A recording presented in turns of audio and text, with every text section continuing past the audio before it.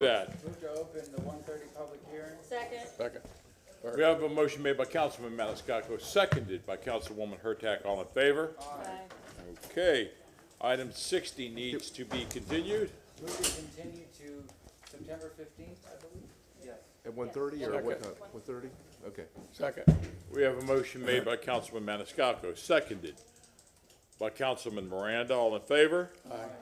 Is there any opposed?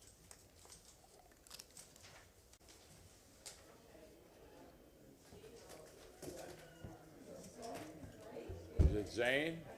53?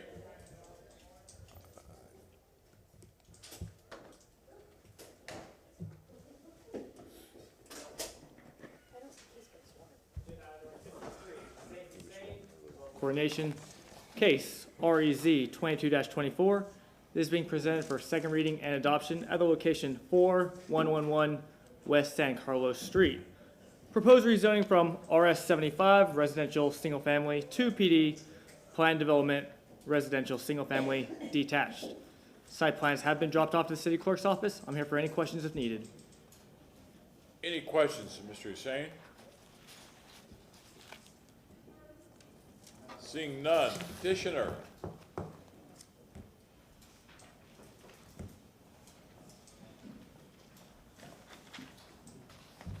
Good afternoon, Council Chairman. Given the complexity of this item and it being before you for the fourth time, we would like to request that we have a full council here for the vote. I am very happy to hear this item. Maybe we request that we do another couple items until we have everyone here. Is that possible? I agree. Have a seat. Thank you, sir. Where did we leave off on staff reports? We can do it, item number 3. Good We are now afternoon. going back to staff reports.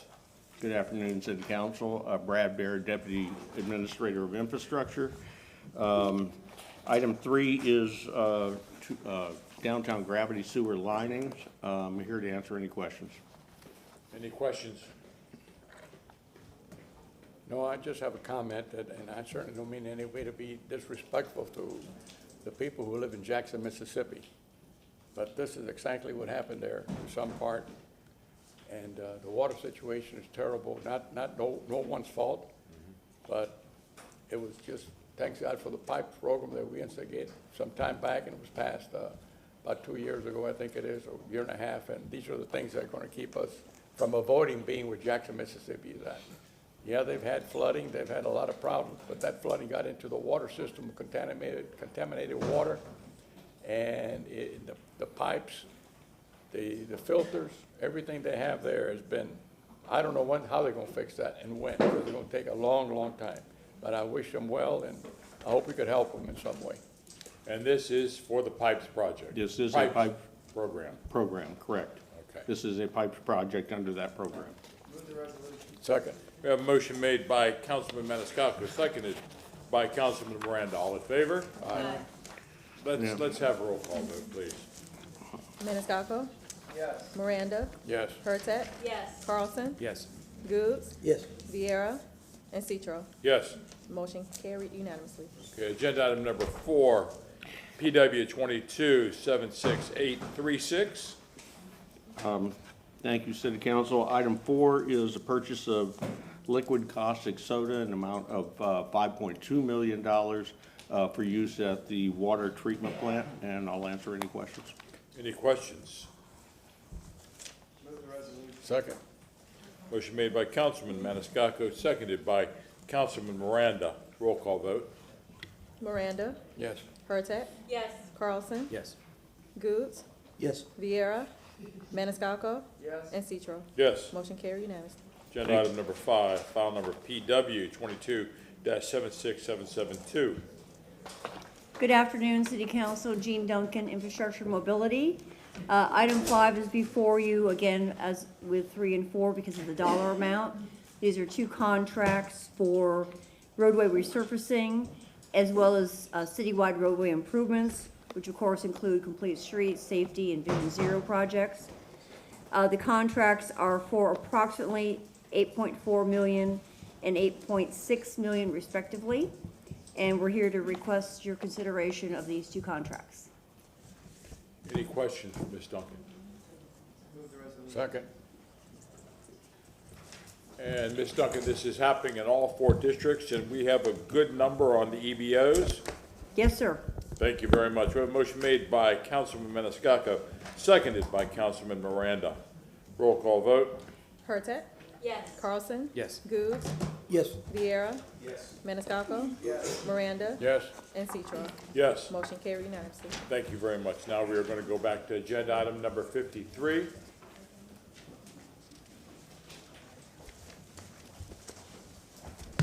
Thank you so much, Council. Zain Hussein, Development Coordination. Agenda item number 53, case REZ 22-24, being presented for second reading and adoption at the location 4111 West San Carlos Street. Proposed rezoning from RS75, residential single-family, to PD, planned development, residential single-family detached. Site plans have been turned to the clerk's office. I'm here for any questions. Any questions for Mr. Hussein? Petitioner.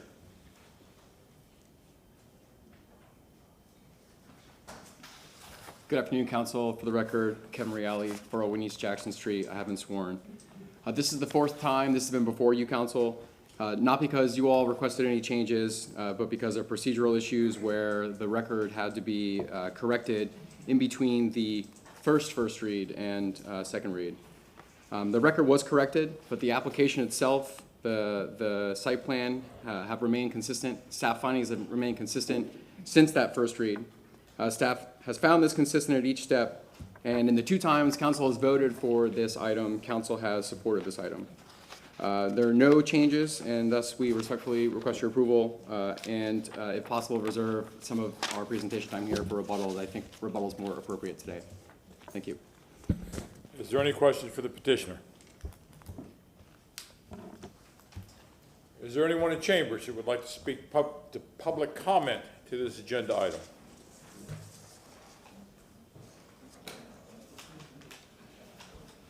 For those that are going to be giving public comment, sir, you can come up to the podium. Please form a line to my left, your right.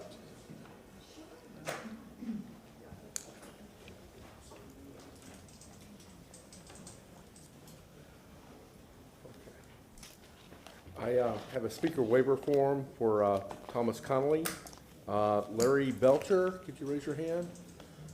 And is it Donna Van Name? Okay, thank you. It's a total of 6 minutes, correct? 5? Okay. Please proceed, sir. My name is Tom Conley. I'm the president of the Virginia Park Neighborhood Association. I am here speaking in that capacity with the approval of my board to support Palmacia West. What is the procedure and where is it documented on how a petition for rezoning is objectively evaluated? Is there a standard operating procedure published that has been vetted with the foundation in the Tampa Municipal Code? To the best of my knowledge, the answer is no. In multiple contacts with the city staff responsible for this type of determination, I have never been provided with an answer to this question. The only reference in the city code that I can find with respect to evaluating a petition to rezone is section 2711, creation of new lots, reduction of lot or yard dimensions below minimum requirements. This section requires the staff to examine the established pattern of lots within a radius of 1,320 foot. It goes on to state, the zoning administrator shall review the actual above exactly how many of each 5-foot frontages comprise the area. This was done as a compromise to help visualize the difference between a required zoning frontage and the petition. As a rule, we will not typically contest a petition to rezone if it's within 1 to 2 foot of that required, as this is usually not discernible to the naked eye. What is missing in this key, but is usually contained in the written staff report, is the actual percentages of parcels that comply with the current zoning. Those parcels that are equal to or greater than the zoning required frontage. In Res 2224, the percentage of parcels, that is the established pattern, that are equal to or greater than 75 feet is 70.5%, or 151 of 214 parcels. The percentage of non-conforming lots that were grandfathered in via the 1987 conformance is 29.4%, 63 out of 214.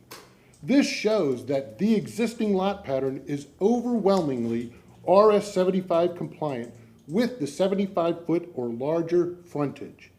As Abby Feely stated in her 2012 report Z1238, with respect to section 27136 purpose sub C, requiring promote and encourage development where appropriate in location, character, compatibility with the surrounding impact, neighborhoods, built environment, and existing geography, and now quote from that report, pursuant to the analysis of the surrounding area as discussed above, the predominant development pattern of the surrounding area is conforming to the RS 75 zoning district with a lot width of 75 foot or greater. Therefore, the proposed lot split, creation of 2 lots, is inconsistent with the existing development pattern of the surrounding impacted neighborhood.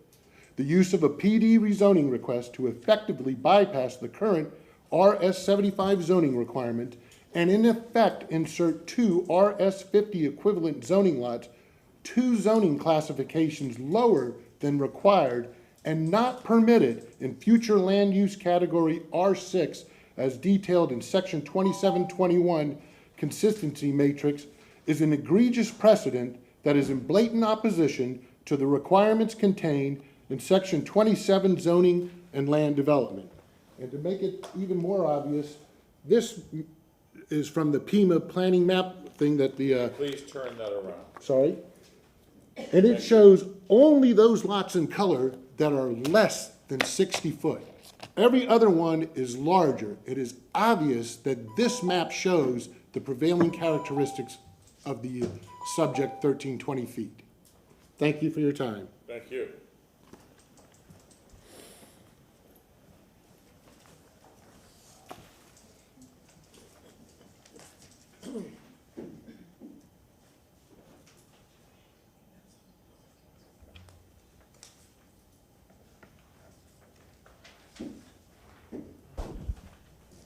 I also have a speaker waiver form for Carol Ann Bennett. Michael Fanning, can you raise your hand? And Bryant, is it Devine or, okay, thank you.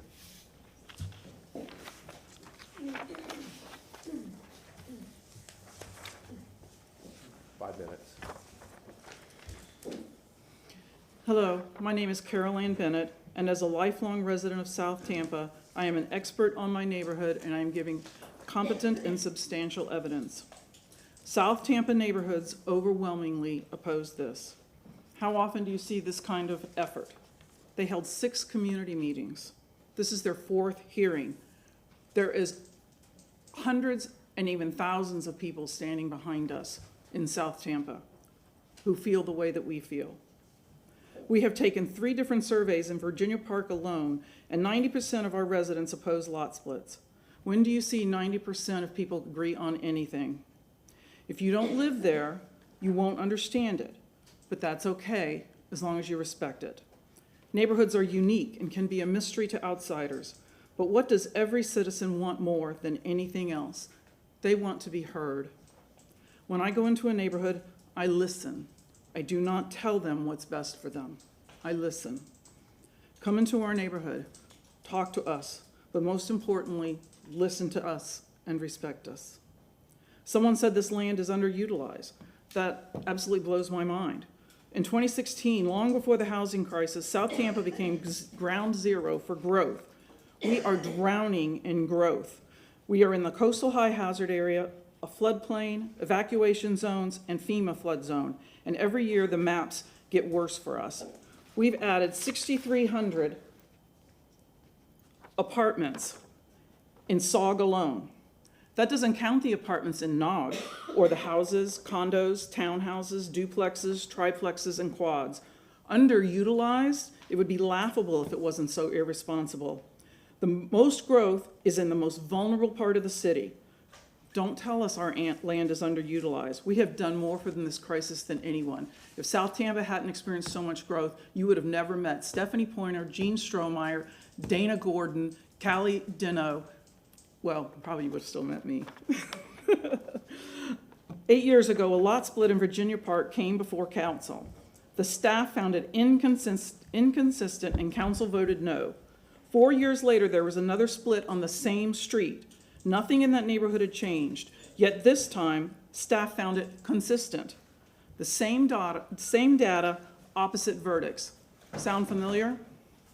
There was no explanation for it then, just like there is no explanation today. The best reason staff came up with was, this is more of an art than a science. The council did not like that poor excuse. They voted it down unanimously and said it was because staff reports must be dependable. Councilman Vieira, Councilman Maniscalco, and Councilman Miranda, you all voted no. And you voted no because you said there must be consistency and reliability. But here we are again. As Yogi Berra would say, it's deja vu all over again. There has been no explanation for why staff reached an opposite conclusion with the same facts, except that this entire evaluation is based on the block face, a standard that does not exist for rezonings. How can you use a standard that does not exist? Please take a look at Abby Feely's map. This is the 2012 subject lot.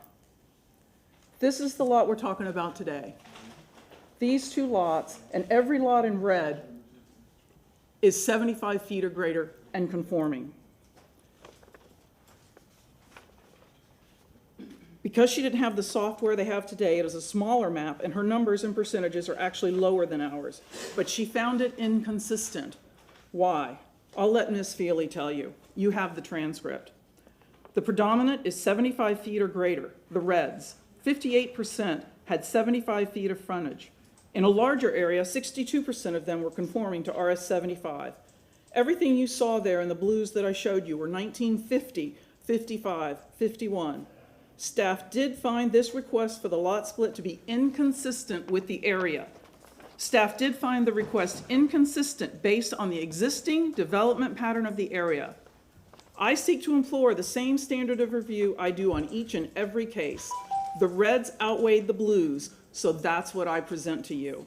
Simple, logical, fair. The reds outweighed the blues. She rejected the art and embraced the science. That is how you get consistency, fairness, and credibility. This council must not settle for less than the previous council. Thank you. Thank you.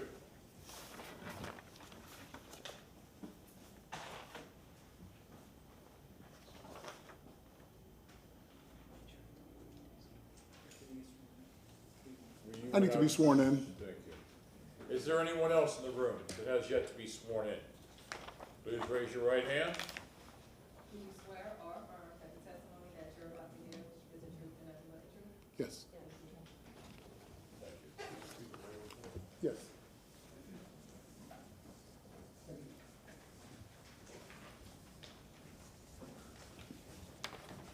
Heinz Duffer, you can raise your hand if you're in the room.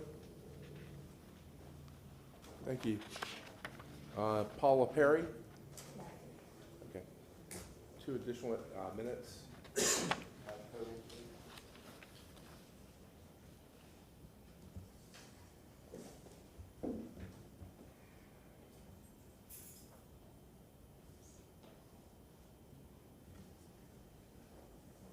Thank you. Nelson Bosque, resident of Palmacia West.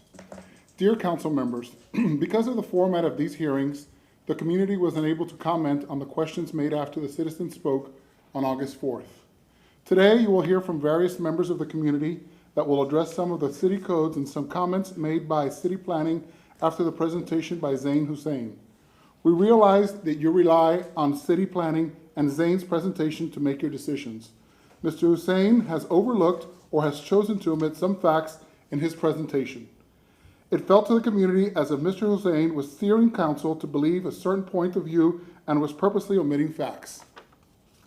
One example of this is that in his explanation of the community, Zain mentions that the 3 lots to the north have a frontage of 55, 55, and 57.86.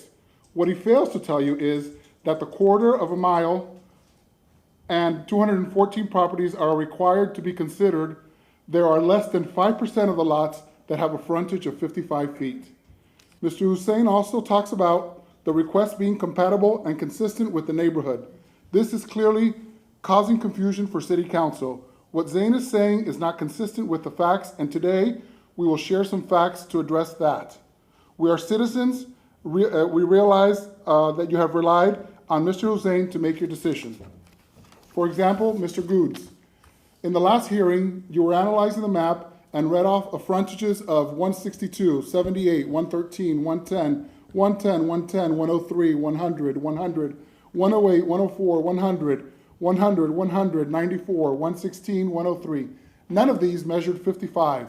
It is clear that you were being told that the request was compatible, but what you were seeing did not indicate that. Yet, when you questioned Zane about the compatibility, he said, when staff was analyzing this, as I showed, you are looking at the block here and also from the block face, from South Cameron Avenue, as to see those lots to the north and also to the east. You will see that compatibility, and that was a quote.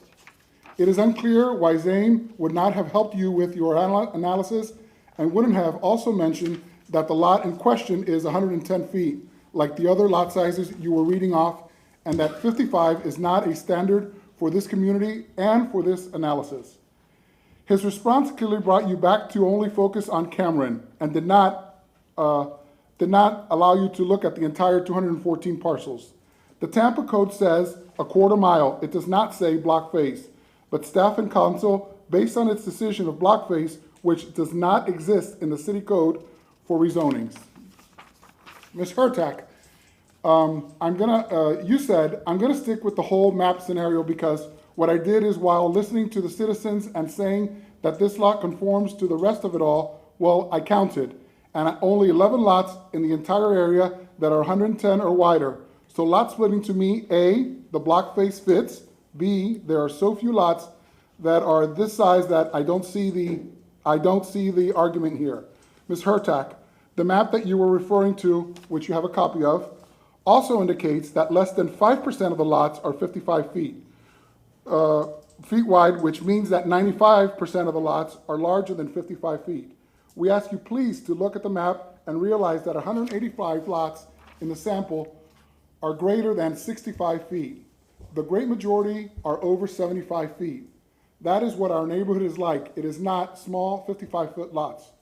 You also questioned about the requirements of RS 75 requirements, and if one of the requirements was that the lot be 7,500 square feet. Again, a 7,500 square foot lot in this community and in this sample is not a typical lot. It is only a typical on this street. We ask please that you look beyond this street and 4 parcels and consider the entire area of a quarter of a mile and 214 parcels. Your last question, if this petitioner built, and I quote, if this petitioner built what they want with like a connector to make it technically one house, it would still be legal, right? You also asked if they built one large 10,000 square foot house on one lot, if that was legal. The size, the style, or the type of home that is proposed is not what's in question. What is in question is if the petitioner should be allowed to rezone this parcel or not. Keep in mind, we have had residents in this community that date back to the 1950s. Not a single rezoning has ever been approved. We kindly ask that you please look beyond the 4 parcels on the street. Mr. Miranda, the citizens of the community want to thank you for admitting that you had originally misread the complex information provided in the first hearing. We want to thank you for taking the time to look at the entire picture of a quarter of a mile rather than just 3 parcels on this particular street. Thank you for your time. Thank you.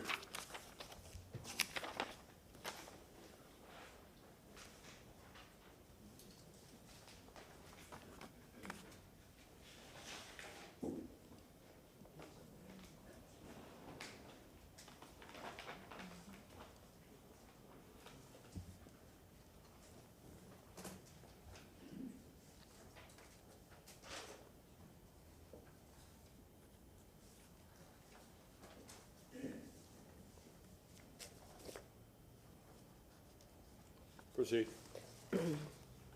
Good afternoon. My name is Kathleen Dufer. I've been a resident in South Tampa for 20 years.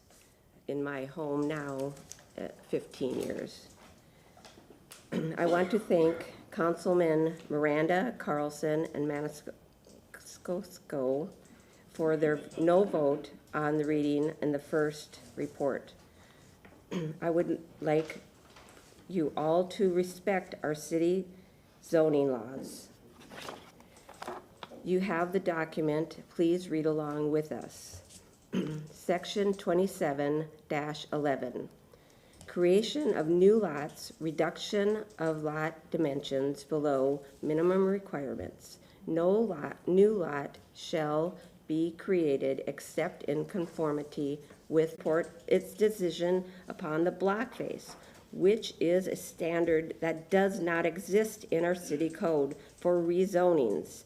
City council requires to base your decision on the code. The staff map is 1,320 feet. It shows only 10%. Please consider the competent and substantial evidence. Thank you. Thank you.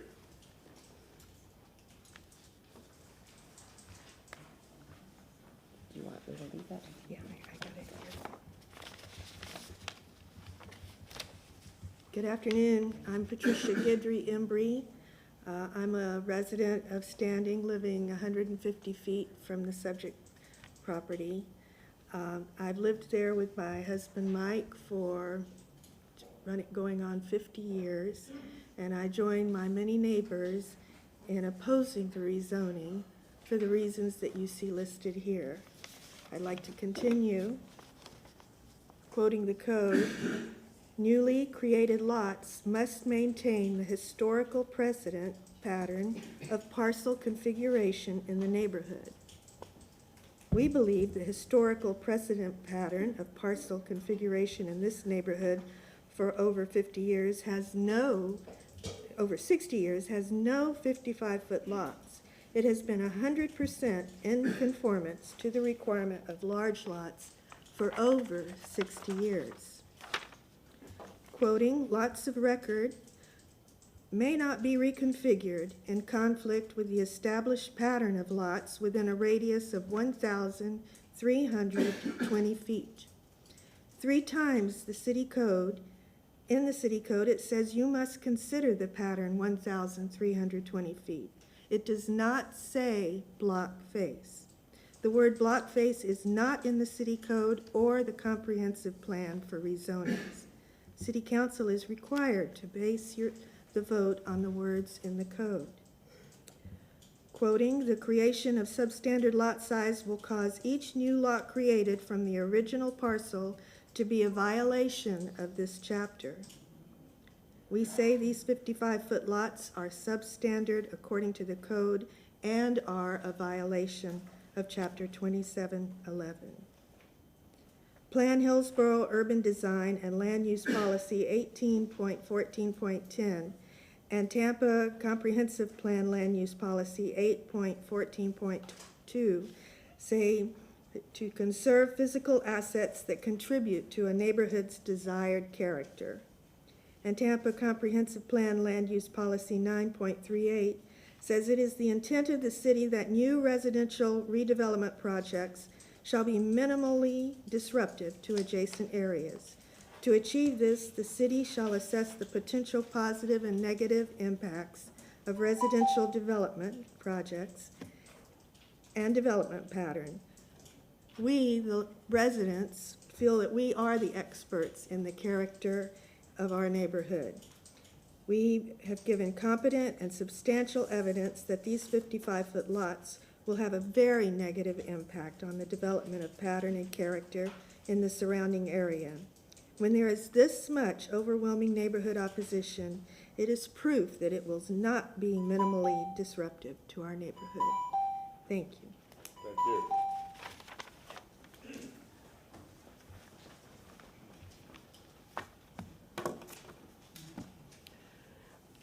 Good afternoon. My name is Anita Camacho. I live at 4106 West San Miguel Street on the corner of Cameron and San Miguel, 2 doors down from the subject property. Lived in this in South Tampa for 20 years and in this house for 7. I'm going to continue on with where we left off here. Land Use Policy 9.5.1, protect low-density single-family areas that are attractive to households with children and other residents that provide residents with privacy and open spaces. This neighborhood's very identity is privacy, open, green spaces, and shady trees. I have 5 trees on my property, and I unfortunately have one of the blue lots. So that is why we've chose it. Live oaks are essential to our health and safety, but they require a 20-foot radius at minimum for their roots. There aren't any on this lot, the subject property, but there is room to plant some. There is no room for live oaks on a 55-foot lot. If you approve this, developers will swarm into our neighborhood and split more lots and cut our trees. If you take away the room for live oaks, you are condemning us to higher electric bills, more flooding, dirtier air, climate change, and much more. Land Use Policy 9.5.2, maintain the character of single-family residential areas. The character of single-family areas includes density characteristics. And Land Use Policy 9.5.4, maintain the current density and character of existing single-family areas, protect areas of the lowest density of development. This will change the character and density of our neighborhoods, and you will guarantee more lot splits to come. Land Use Policy 13.2.6, detailed analysis of community's desired character be considered. A detailed analysis is 1,320 feet. Land Use Policy 1.2.28, limit the use of Planned Development District rezoning petitions. They are using a PD to work around the code. This project meets all the requirements of Euclidean zoning of RS50. They don't need to use a PD. If they rezone to use RS50, they don't need any waivers. But RS50 is not allowed in an R6 land use. The next bigger zoning is RS60, but that isn't allowed either. They are using a PD to drop down 2 categories and circumvent the zoning that is allowed for their land use. You need to understand that this project is 100% consistent with RS50 zoning, which is not allowed in R6 land use. It will look exactly like an RS50 lot. You can't see the square footage. It will be exactly consistent with an RS50 neighborhood. Putting the letters PD on a piece of paper does not change the reality of what it will be. It will be an RS50 zoning in an RS75 neighborhood. Land Use Objective 1.2, respect Tampa's natural environment and sense of community identity in the city changes as it evolves. If you approve this, everyone will know that you do not respect our natural environment, our community identity. We aren't coming to your neighborhood and saying we know more than you do. Don't come into ours and put on the head and tell us you know more than us. You know better than we do. You need to listen to us. Thank you. Thank you.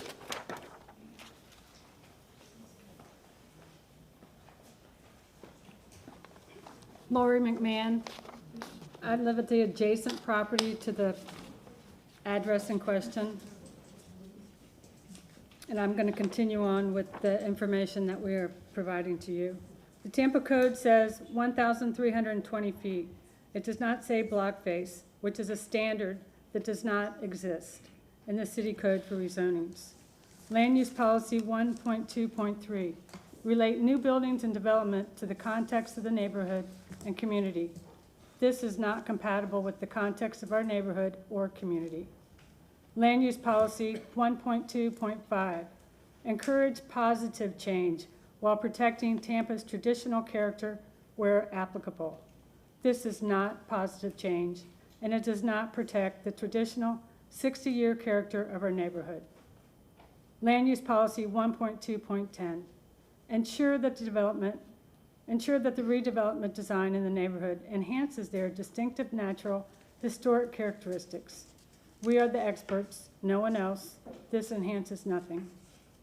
Land Use Policy 1.2.16, promote physical environments of the highest quality, which emphasize the special identity of each of the city's neighborhoods.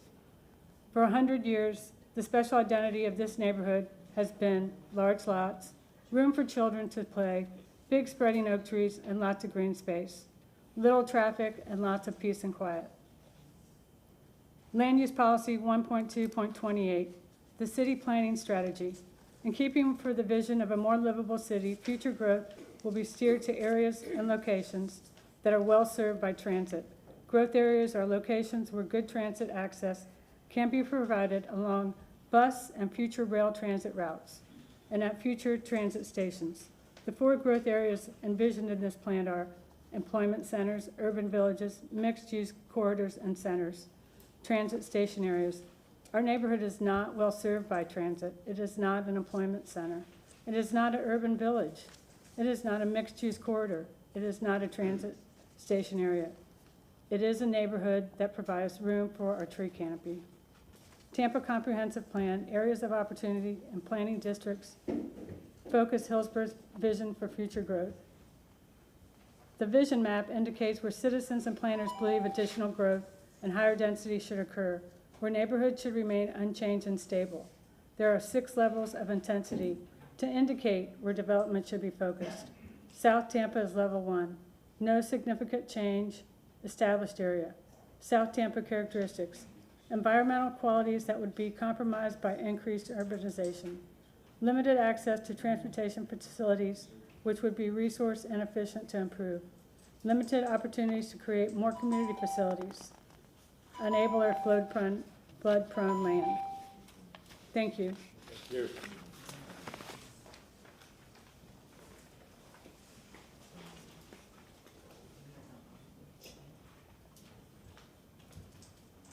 Is that okay?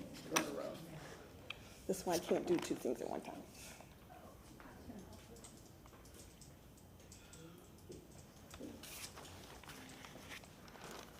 Okay, my name is Pam Canella. My home is 4012 San Rafael. The Tampa Comprehensive Plan states there are 3 goals necessary for responsible growth. Number 1 is public safety. Contrary to staff report that there are no adverse impacts on the surrounding neighborhood, the proposal of 2 massive homes, where there was only 1 home, does impact the adjacent neighbors and creates a hardship for all the residents. The neighborhood would be impacted by 2 families, an increase in cars, which increases traffic, all in one corner of San Carlos and South Cameron, jeopardizing the safety of our children who walk or ride their bicycle to school and its residents. Second is our infrastructure. As we know, it is inadequate and cannot efficiently support existing neighborhood. Our Florida statute, section 163.3177, requires that the city provide that public facilities and services meet or exceed the standards necessary for growth and development. Our city is behind in its efforts. In my 30-plus years in this neighborhood, nothing has been done. These pictures show the retention pond in front of my property, which drains into a drainage ditch on Palmyra at the end of South Cameron. This property is located in this area between the 2. And as you can see, this system is not working. Therefore, it's inconsistent with Land Use Policy 9.2.1 and 9.3.8. Number 3 is mobility, which includes our buses, sidewalks, and bike lanes. Although transit stop is 1/2 mile east of the property, our buses are inadequate. They're time-consuming and only run hourly, and only 1% of the working public use them. There are no sidewalks on San Carlos to the bus stop, making it not easily accessible. There are no bike lanes in this area. To address the housing, the city population, our city is not experiencing a lack of housing, but a lack of attainable housing. These 2 proposed homes do not fit that criteria and limits the public that can afford them. Therefore, inconsistent with Land Use Objective 9.2, Infrastructure Policy 1.1.16, Land Use Policy 9.2.1. This is not a vacant lot. The home was demolished due to owner's lack of maintenance and in violation of City Ordinance Chapter 19. There are no vacant lots nor underutilized land in need of infill. This is a stable and economically sound area, which makes Housing Policy 1.3.4, Land Use Policy 2.1.2, 9.3.8, 9.5.1, and 9.5.3 inconsistent. Thank you. Thank you. I'll give you these pictures.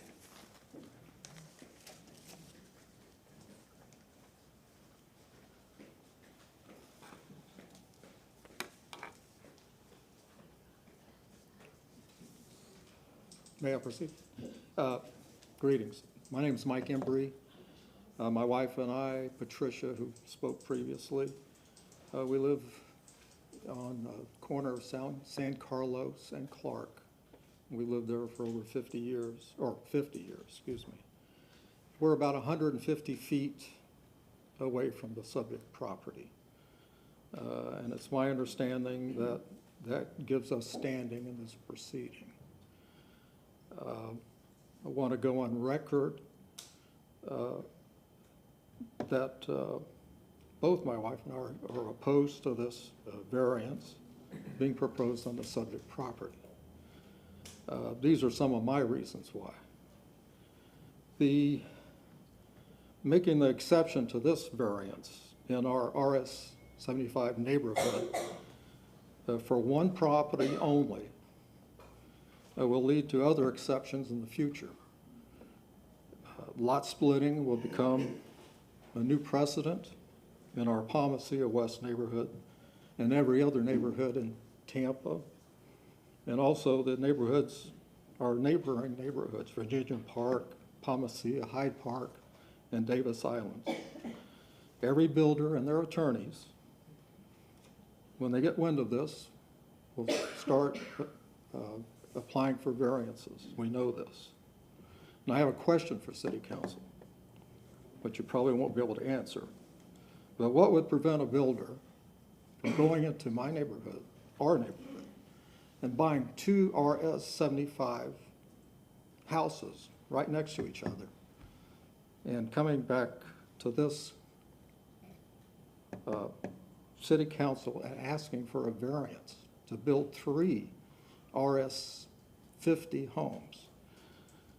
They would be basically using the same arguments that have been presented previously for the variance we're talking about. Sadly, if this variance is allowed, there will be no firewall against this from happening over and over again.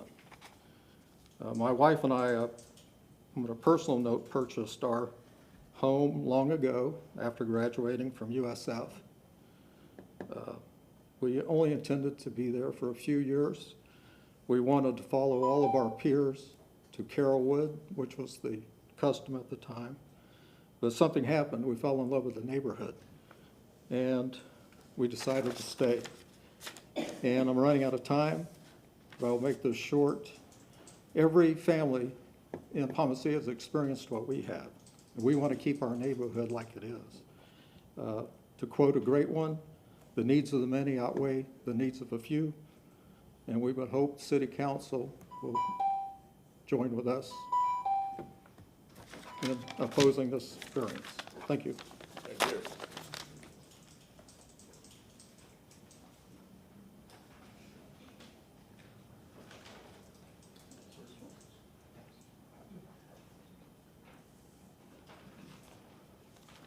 Hi, I'm Joanne McNabb, a resident of Palmacia West for 47 years. I've attended all the hearings here regarding this rezoning.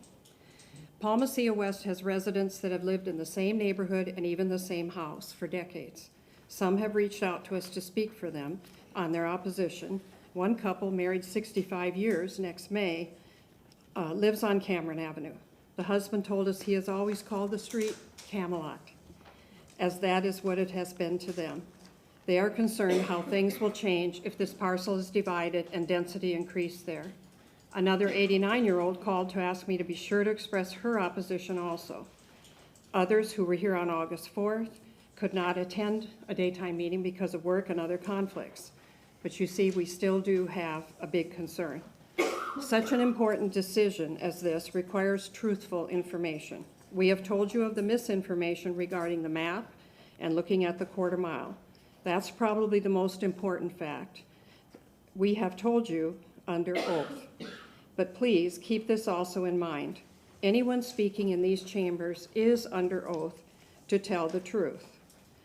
City staff under oath repeatedly referred to the block face and not the 1320-foot lots for his analysis. And that term is not in the code, so that is not truthful. Council members, when you ask questions, that happened in both first hearings under oath, and you didn't get truthful answers.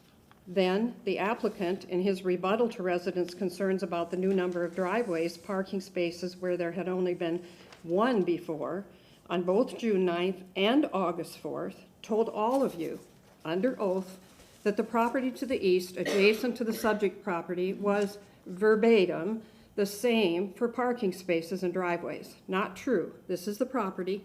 It has one driveway, no circle drive, and no driveway or parking on the Clark Avenue. So he did not tell you the truth. So what he said may have swayed some of your votes, but it was not true.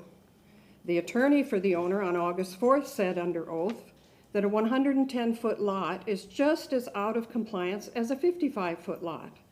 That's not how zoning minimums work, so that was not truthful information either. These are just some examples, along with other information we're presenting to you today and in previous hearings and correspondence, that truth was not told here concerning this request. So you all have to decide if that's important. That's on you. Thank you. Thank you. You need those. Ladies and gentlemen, if I see no one jumping up right now, this gentleman will be the last public comment speaker for this agenda item.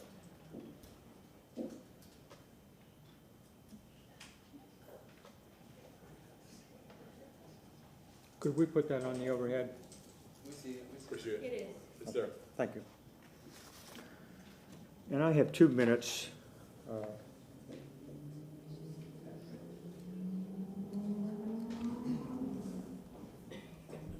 Jim McMahon? Jan Flowers. 2 additional minutes for Bob Jones.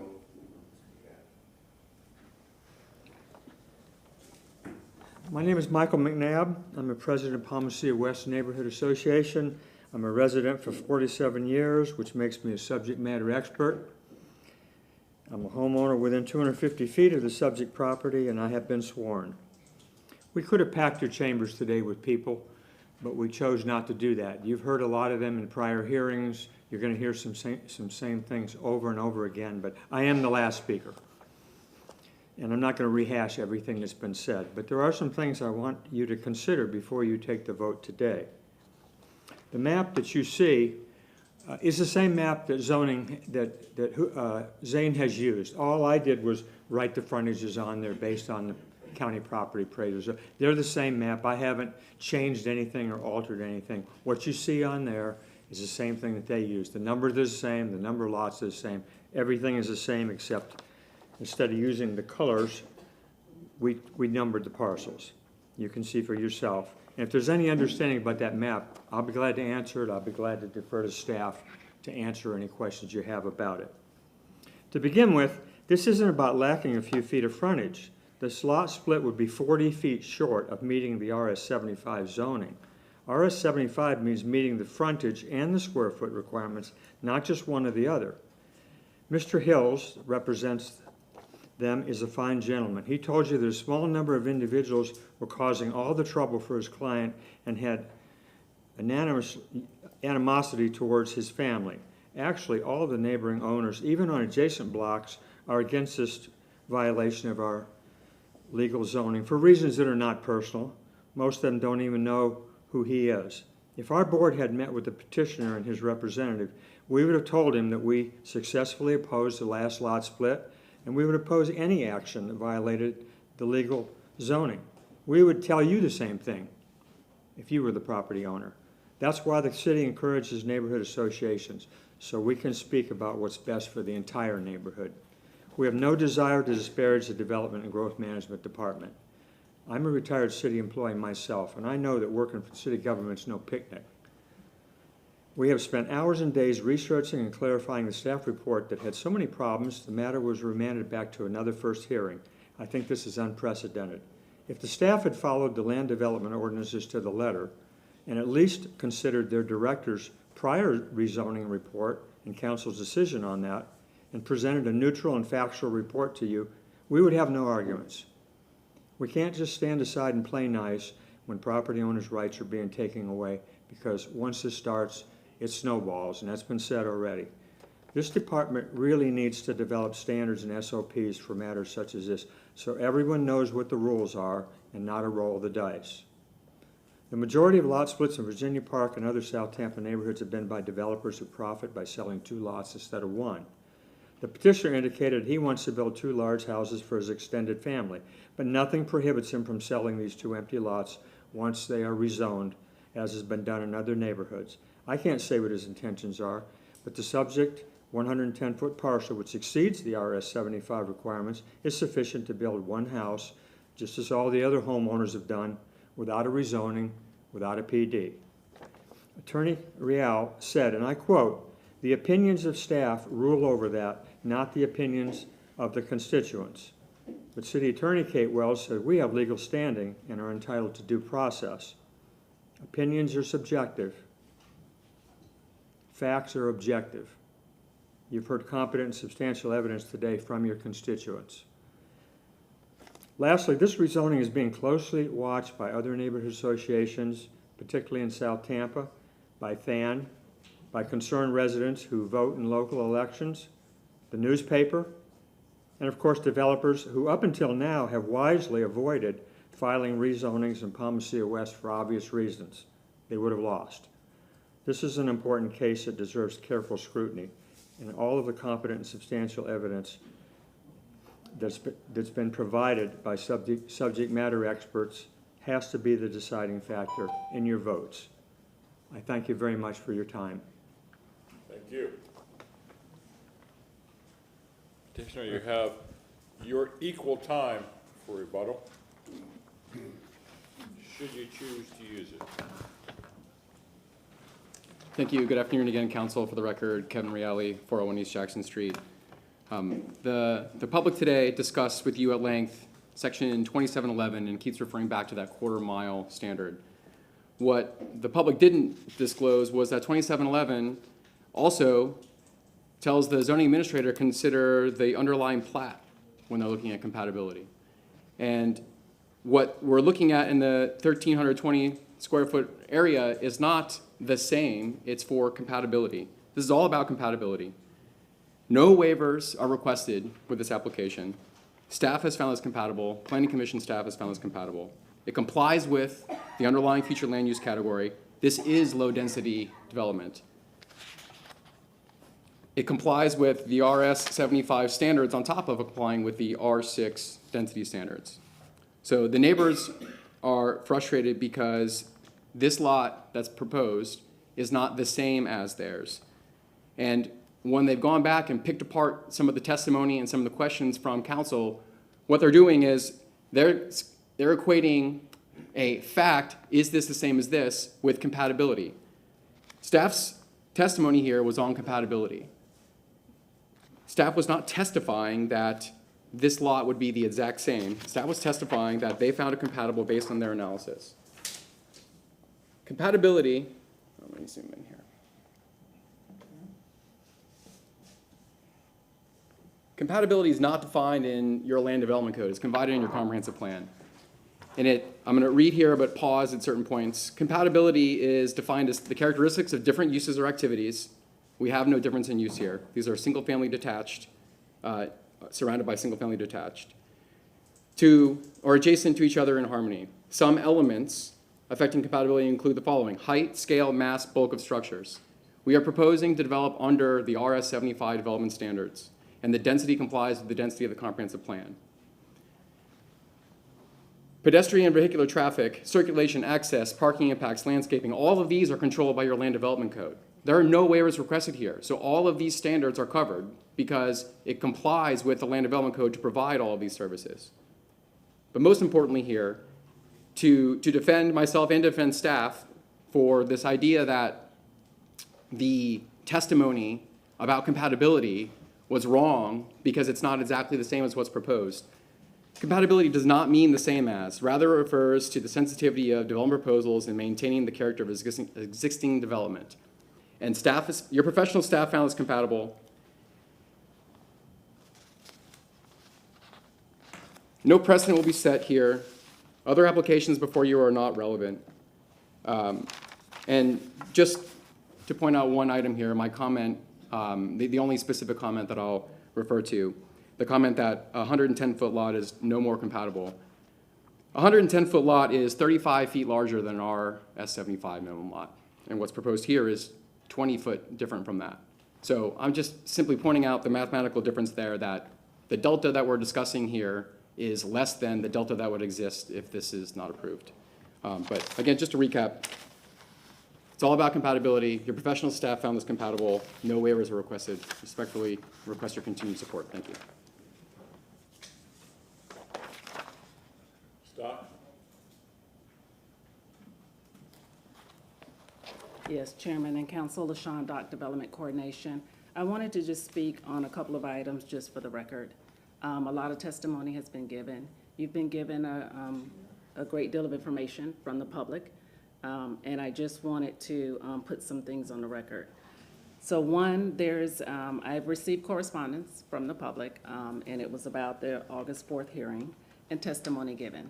So I went back and I reviewed the transcript. I reviewed the recording of the hearing, and I listened and watched what was presented by Zane.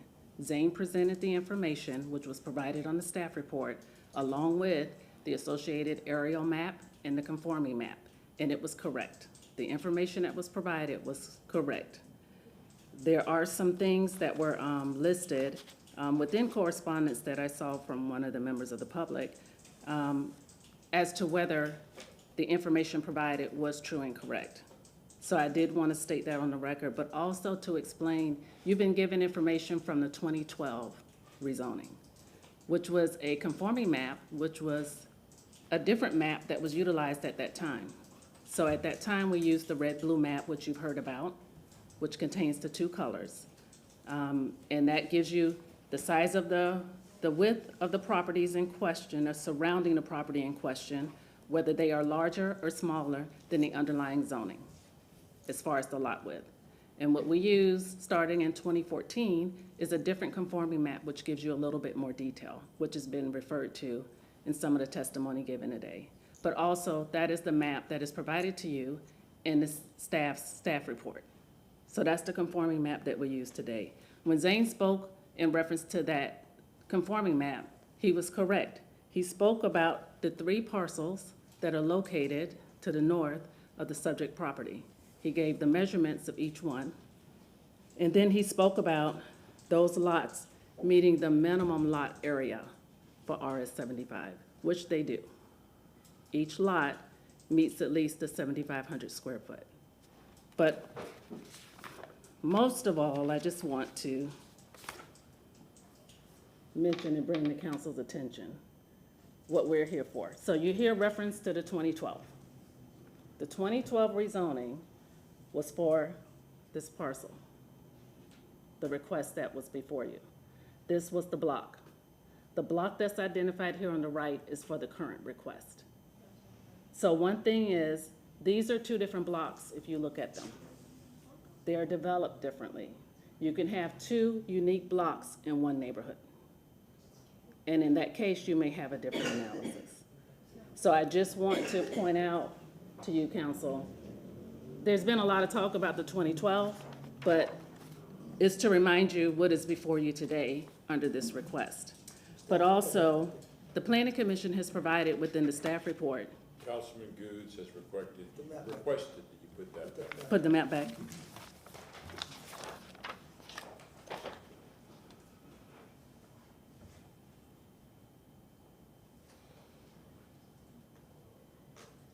Zoom out a little. Yes, sir.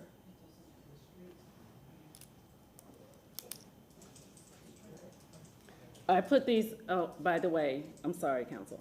So I just took an image of this map, of this block, and then this block, I just put them next to each other. On the map itself, they are not located there.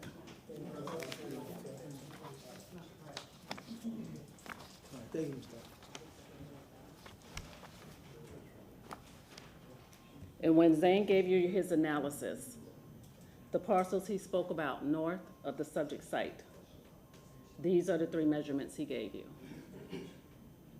He gave you the lot width and depth, and he stated that these exceed the 7,500 square foot minimum required in the RS 75 zoning district, and that is correct. In the question Councilwoman Hurtig asked, which was on the record, which was a part of the information given in the transcript provided, was correct, because What she asked was, did these meet the minimum lot width? Councilman Goods. So we're talking about your current request. We're talking about your current request.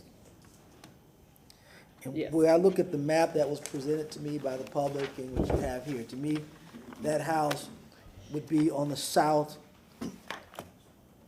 moving the southwest of this block right here.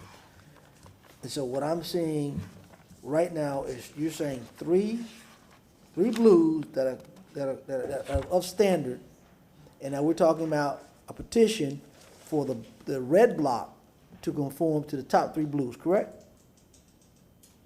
So this is the request before you, and this is the subject parcel, which is hatched in the black pattern.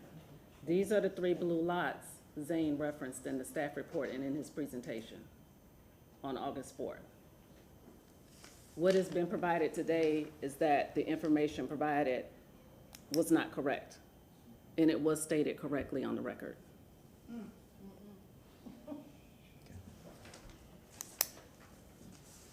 But these are the three parcels that are located north of this request, and then you have the two that are located, that are blue. But I just wanted to clear the record, council, just because of testimony that's been heard about the accuracy of what's been provided by staff.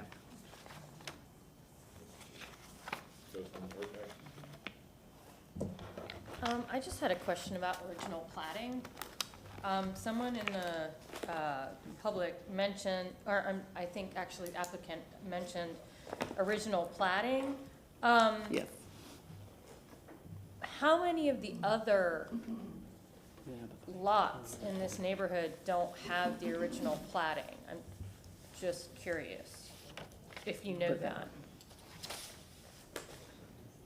So what we did as a part of the report, and I can let Zane speak to that some, I apologize, Yes. I don't want to take over for Zane. But so we took a snippet of that plat, we don't have the overall Okay. area, not with us here today. But that is the plat for the lot in question, which is identified in red on the ELMO. Okay, thank you. Absolutely. Thank you, council.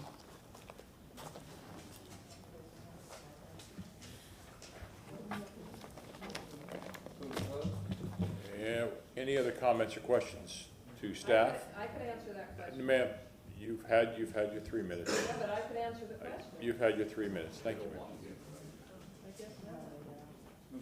Motion closed by Councilman Maniscalco. Anyone online or anything? No. No one online. Motion to close by Councilman Maniscalco, second by Councilman Carlson.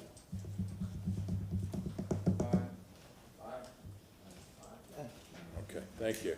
Is there any opposed? Thank you.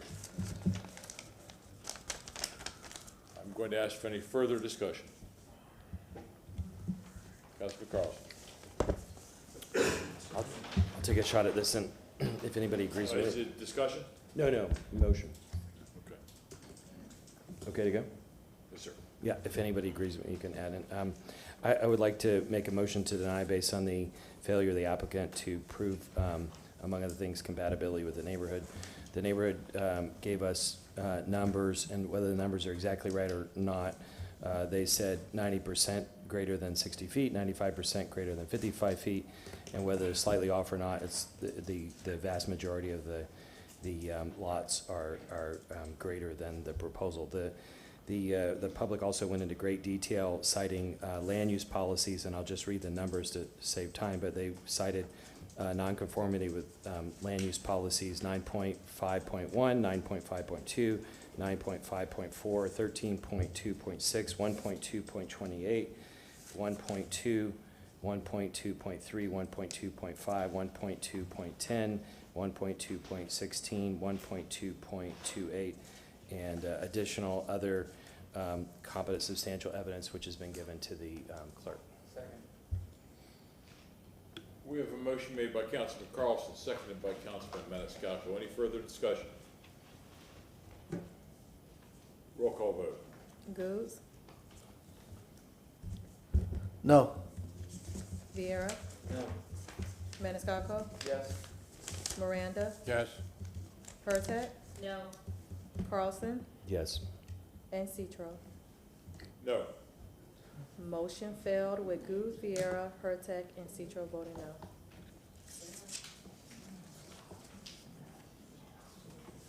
That motion has failed. Now what is the pleasure of council?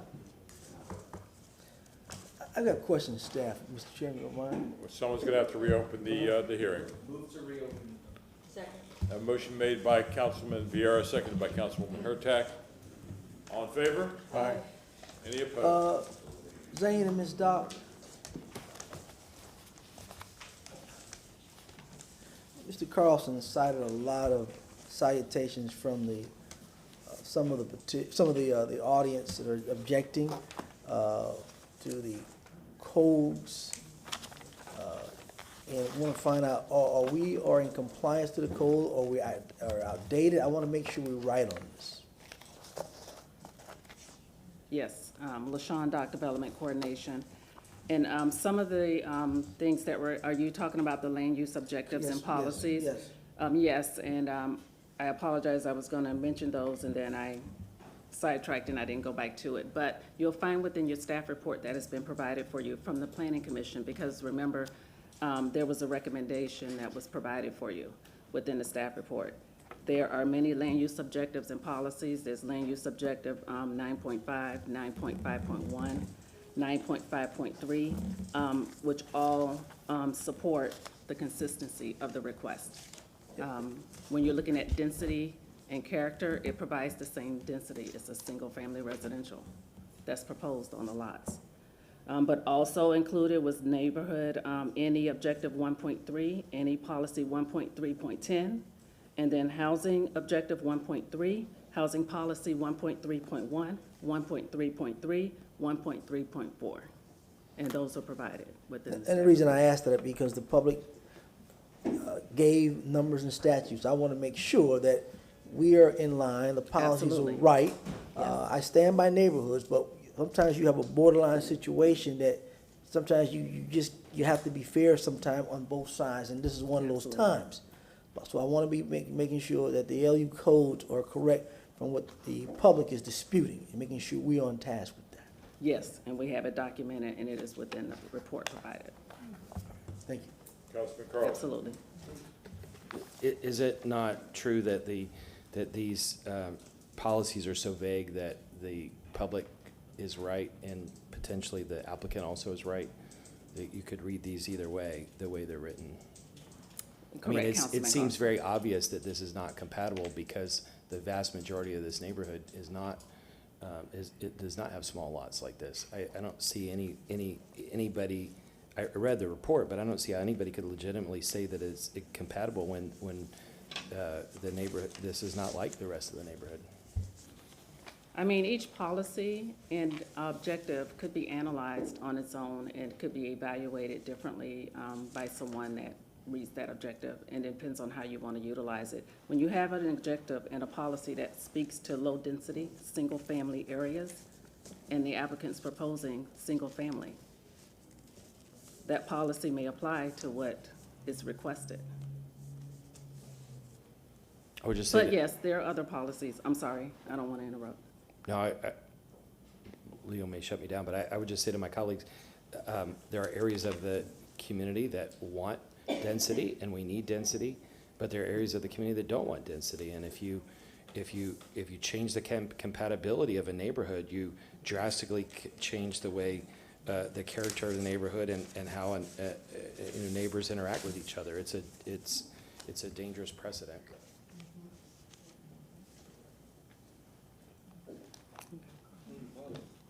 Thank you, Council. Motion closed by Councilman Maniscalco, seconded by Councilman Vieira. All in favor? Aye. Any opposed? What is the pleasure of council?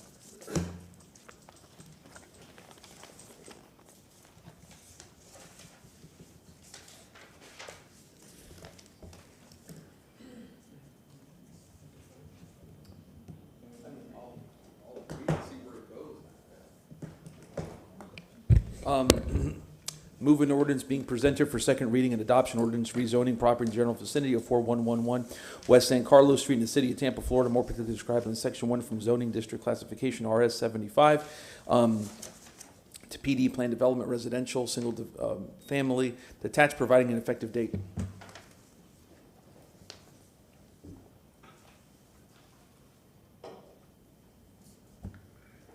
Go ahead, second it for the vote. Motion made by Councilman Vieira, seconded by Councilman Goods. Any further discussion? Councilwoman Hurtak.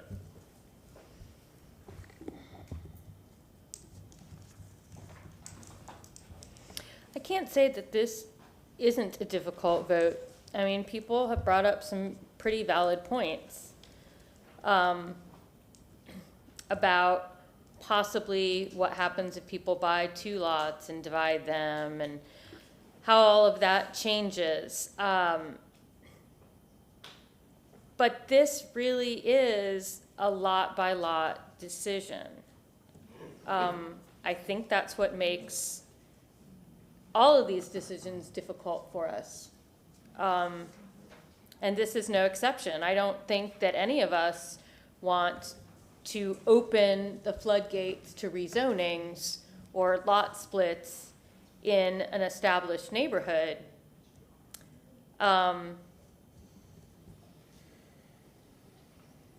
So, yeah, this one's difficult.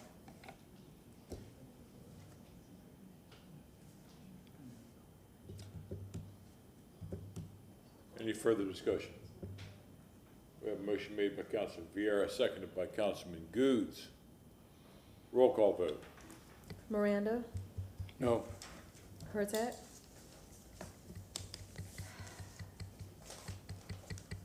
I'm gonna say no. Carlson? No. Goods? Sounds like yes, to make a decision, I'm gonna go ahead and say yes for it. Vieira? Yes. Maniscalco? No. And Citro. Yes, Motion failed with that Miranda. one fails. What is the pleasure of council? May I, if I may? Maniscalco, Councilman Vieira. And I'll state my piece, and I've said this before, but I'll say it again, which is, when I look at this report, we have what I call a clean staff report, the evidence that we can rely upon that we're given. I agree when I say I agree with the neighborhood, I agree with the sentiments of the neighborhood, but like I always say, the legs on the stool that I have to support it, I don't see anything there at this time, right, sufficient for any adverse decision in that regard. And I say that with hesitation and regret. That's how I see this decision, but if council members further disagree, let's have a talk, because obviously people are, I think we're all anguished on this, but we come from it and we're going different ways. It's if this was an election, it'd be 52 to 48, I think, in all of our minds, in my opinion. I think we. Councilman Carlson, you're recognized. Thank you. I think we can't look at this as a city policy. It is a neighborhood by neighborhood application of it, because the land use policies overwhelmingly talk about compatibility, and these splits are not compatible with the neighborhood. Each neighborhood is unique and special. You start to change the character of a neighborhood, it changes. You all know that these things are used as precedent when they come back in front of us. The example that everybody's talked about 2 lots that turn into 3 houses, that will happen if we pass this. But just on the surface of it, it's not compatible. I mean, we can look at the maps and see that it's not compatible. Go right ahead. If anybody was before me. Nope. Go ahead. Make up your minds. Do you want to go, or do you want Councilman Hurtak? Thank you. I agree with Councilman Vieira. I think that staff has provided clear testimony, but I also agree with Councilman Carlson that everyone is different. And my big fear is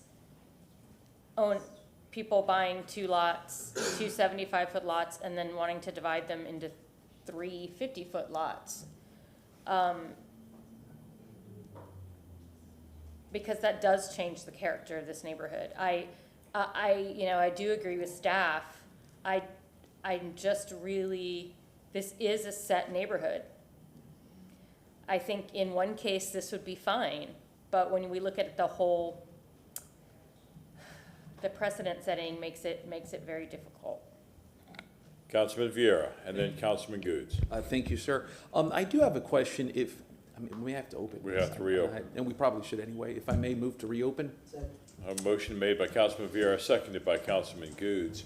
All in favor? Aye. Any opposed?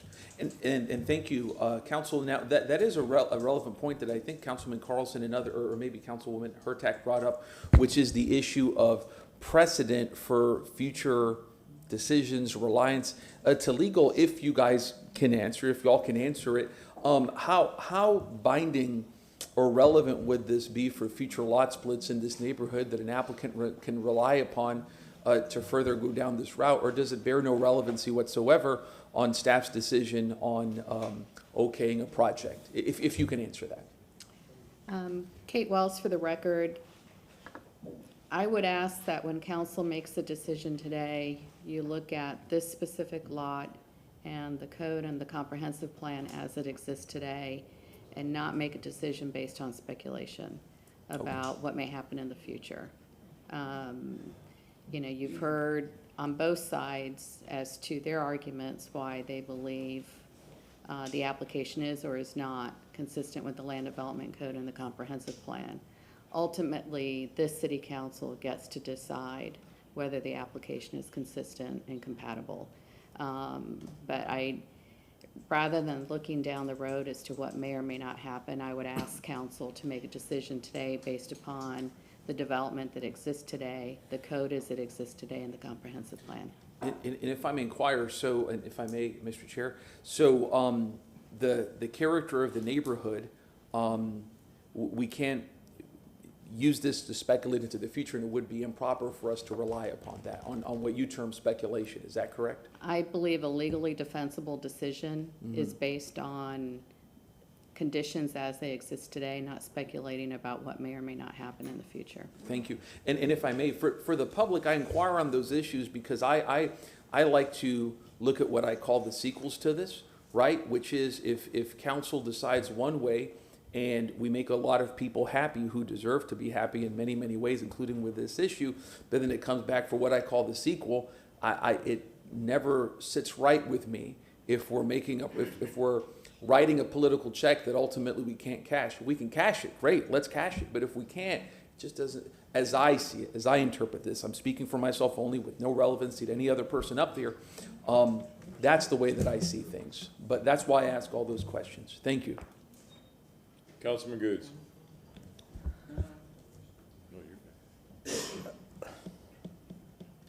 It's just one of those. And I don't know if the petitioner is willing to go back and meet with the neighborhood to see if there can be some kind of compromise or resolve. A person that's trying to make a decision today, because you've seen we've had a no-go on both ends. So maybe by the time we have a full discussion, maybe the petitioner might consider meeting with the neighborhood again and see how they can resolve this, if possible. Mr. Counselor? I think the attorney. If I may, guys. Yes.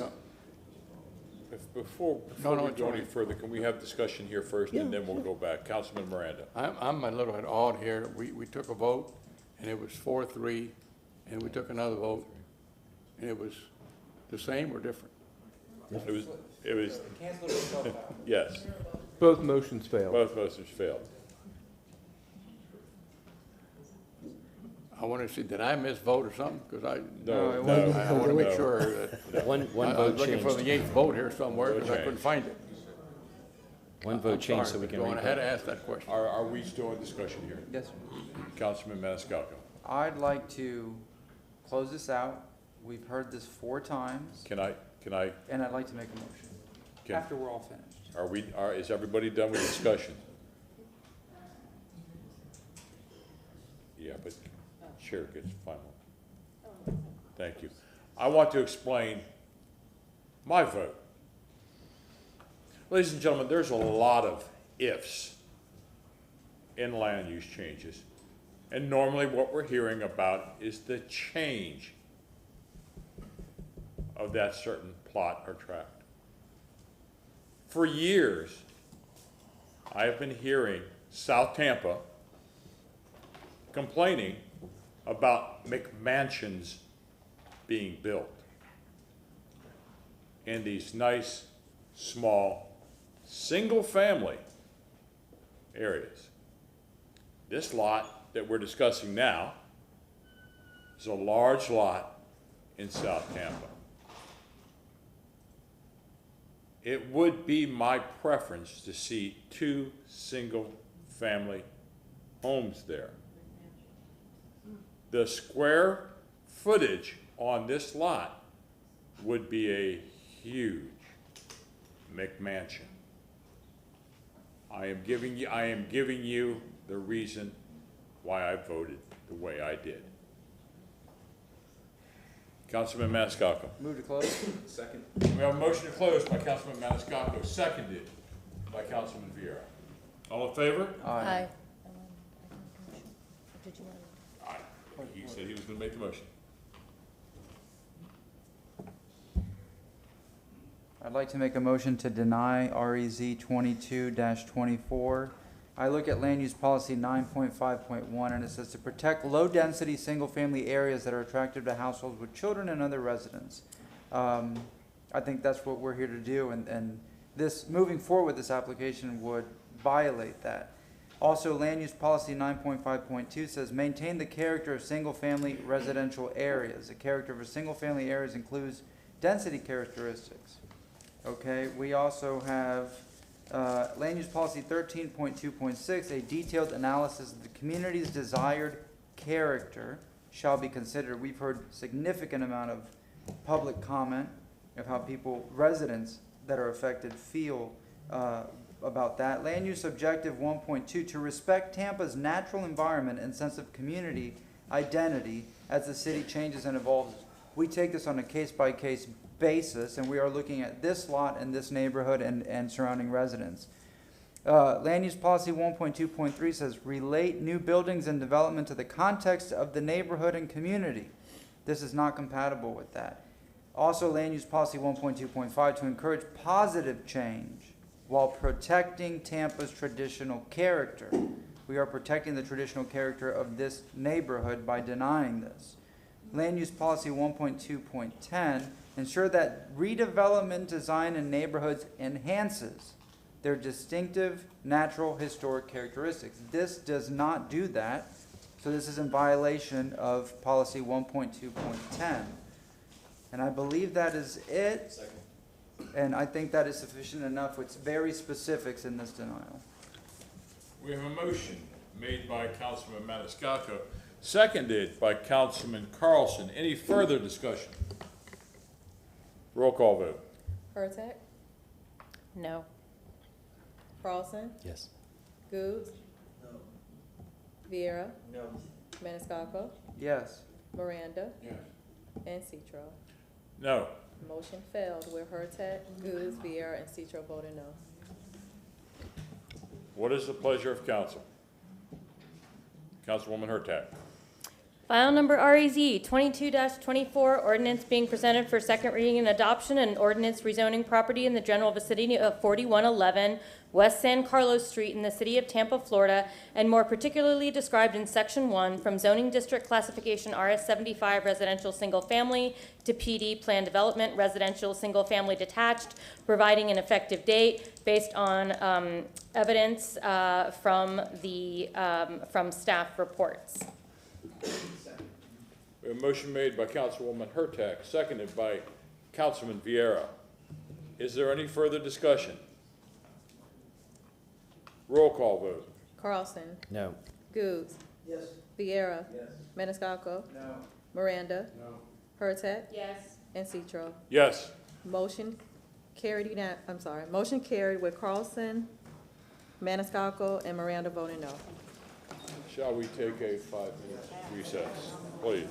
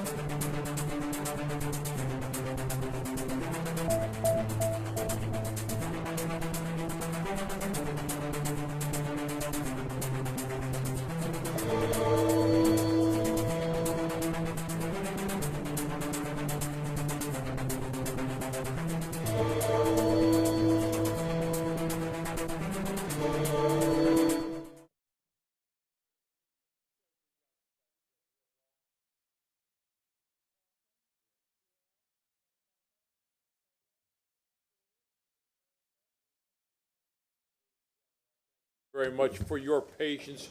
We are going to go through staff reports so we can get staff back to work. And I tell you, excuse me, I promise you that the rest of the agenda will run smoothly. Thank you. We are agenda number 8. Mr. Chair. Item number 8. I had talked to Nicole about continuing number 8, and I talked to Ms. Zellman about continuing number 10. Number 8, the fire chief is still determining what her needs are before we can decide if we want to use this on something else. So we talked about continuing this. Sorry, I didn't look at dates. But Ms. Travis is, there you are, Ms. Travis. Are you in agreement? Yes, you are. You're muted. I was looking for Keep up with me, everybody. Keep up with me. New technology we have here. I went back to my office. Do you concur in this? Yes, I do. Okay, may I have a motion, please? How about November? We need a date and time. Is November 3rd okay? I'm not sure if Chief Tripp would, but we could do November 3rd. And if we can't make that, if the analysis is not complete, I'll just let you know. We'll update you. Okay, and just so everybody knows, the neighborhood's just concerned about what it might be used for. I think fire station would be great, but if it's not used for a fire station, they have other ideas of how they would like to do. So I'd like to continue this to November 3rd. A motion made by Councilman Carlson, seconded. I'm sorry, Chief, I did not see you there. New technology. Yeah, I was here. I was trying to find the button. If November 3rd is going to be a bad day for me, but I'll do everything I can to try to have someone in my place if that is the final decision. How about December 1st? Okay, that's better. Thank you. I'd like to continue this to December 1st, please. At what time, 10:30? Under staff reports, yeah. Okay. I have a motion made by Councilman Carlson, seconded by Councilman Goods. All in favor? Aye. Is there any opposed? Thank you. And what was the other agenda item? Number 10. I talked to Ms. Zellman, who would just like one more time. She and I are discussing ideas, and if you all have ideas, talk to her about it. Is there any objections from council? Can we move it to November 3rd? Is that, when do you want to move it to? This is number 10. I'm sorry, Andrea Zellman. I think you have a workshop at the end of October. Oh, that's right. And Okay, it seems sorry. to be in keeping with that theme. It's That's with right, like you said that. transparency and accountability. I thought maybe it would make sense to add it to that workshop agenda. But that doesn't mean we November 20. won't So talk in between. I'd like to continue number 10 to file number CM 22-74623. I'd like to continue to October 27th workshop. Motion made by Councilman Carlson, seconded by Councilman Maniscalco. All in favor? Excellent. Any opposed? Thank you. Okay. Number 9. Where's Vieira? He would have said that's a Beatles song. Agenda item number 9, file number E 2016-8, chapter 21. Good afternoon, City Council. Brad Baird, Deputy Administrator of Infrastructure. This item is actually a quarterly report for stormwater, but as I understood, Councilwoman Hurtak pulled it for discussion on Southeast Seminole Heights stormwater improvement. I asked if we could, if I can make a few comments to put things in perspective before we get into a discussion, I would appreciate that. Sure. If that's okay with the Chair? Surely, go right ahead. Okay. I have heard the comments this morning, and I have read all the written correspondence that has been sent in throughout. I've been out on the project several times, and we certainly want to endeavor to resolve any issue as fast as we can. We keep a log on that to try to resolve those. Just in the first 2 weeks of August, we've had 3 pages worth of issues that we have probably resolved over 80%. So that gives you an idea. I want to address a few of the things that were brought up this morning as quick as I can. Communications, we have retained a firm by the name of Dialogue. They have been around for quite a while. I have worked with the president of that company for over 25 years. She's used by several utilities, including Tampa Bay Water, and has performed admirably. She has put in place a pretty robust communication system, including web alerts almost daily. And of course, the web page is kept up to date. 161 people have opted into the web alerts, and the website is frequented or visited quite a bit, very frequently.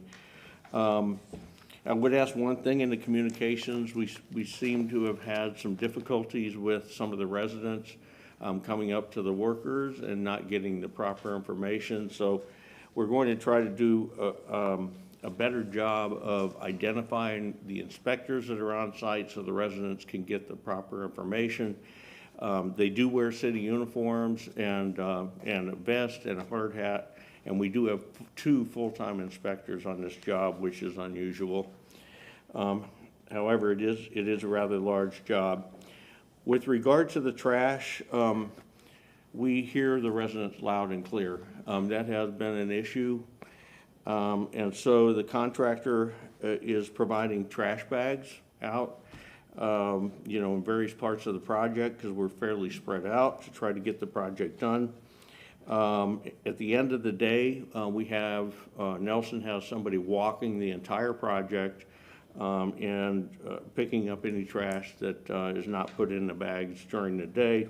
And then they are taking pictures to make sure, that when it was cleaned up, that the trash didn't come from somewhere else, or, I don't even know if I should bring this up, but we even had a case where we witnessed one of the residents dumping out the trash bag on her front lawn and taking a picture and putting that on social media. And, and we've had some other issues with that resident.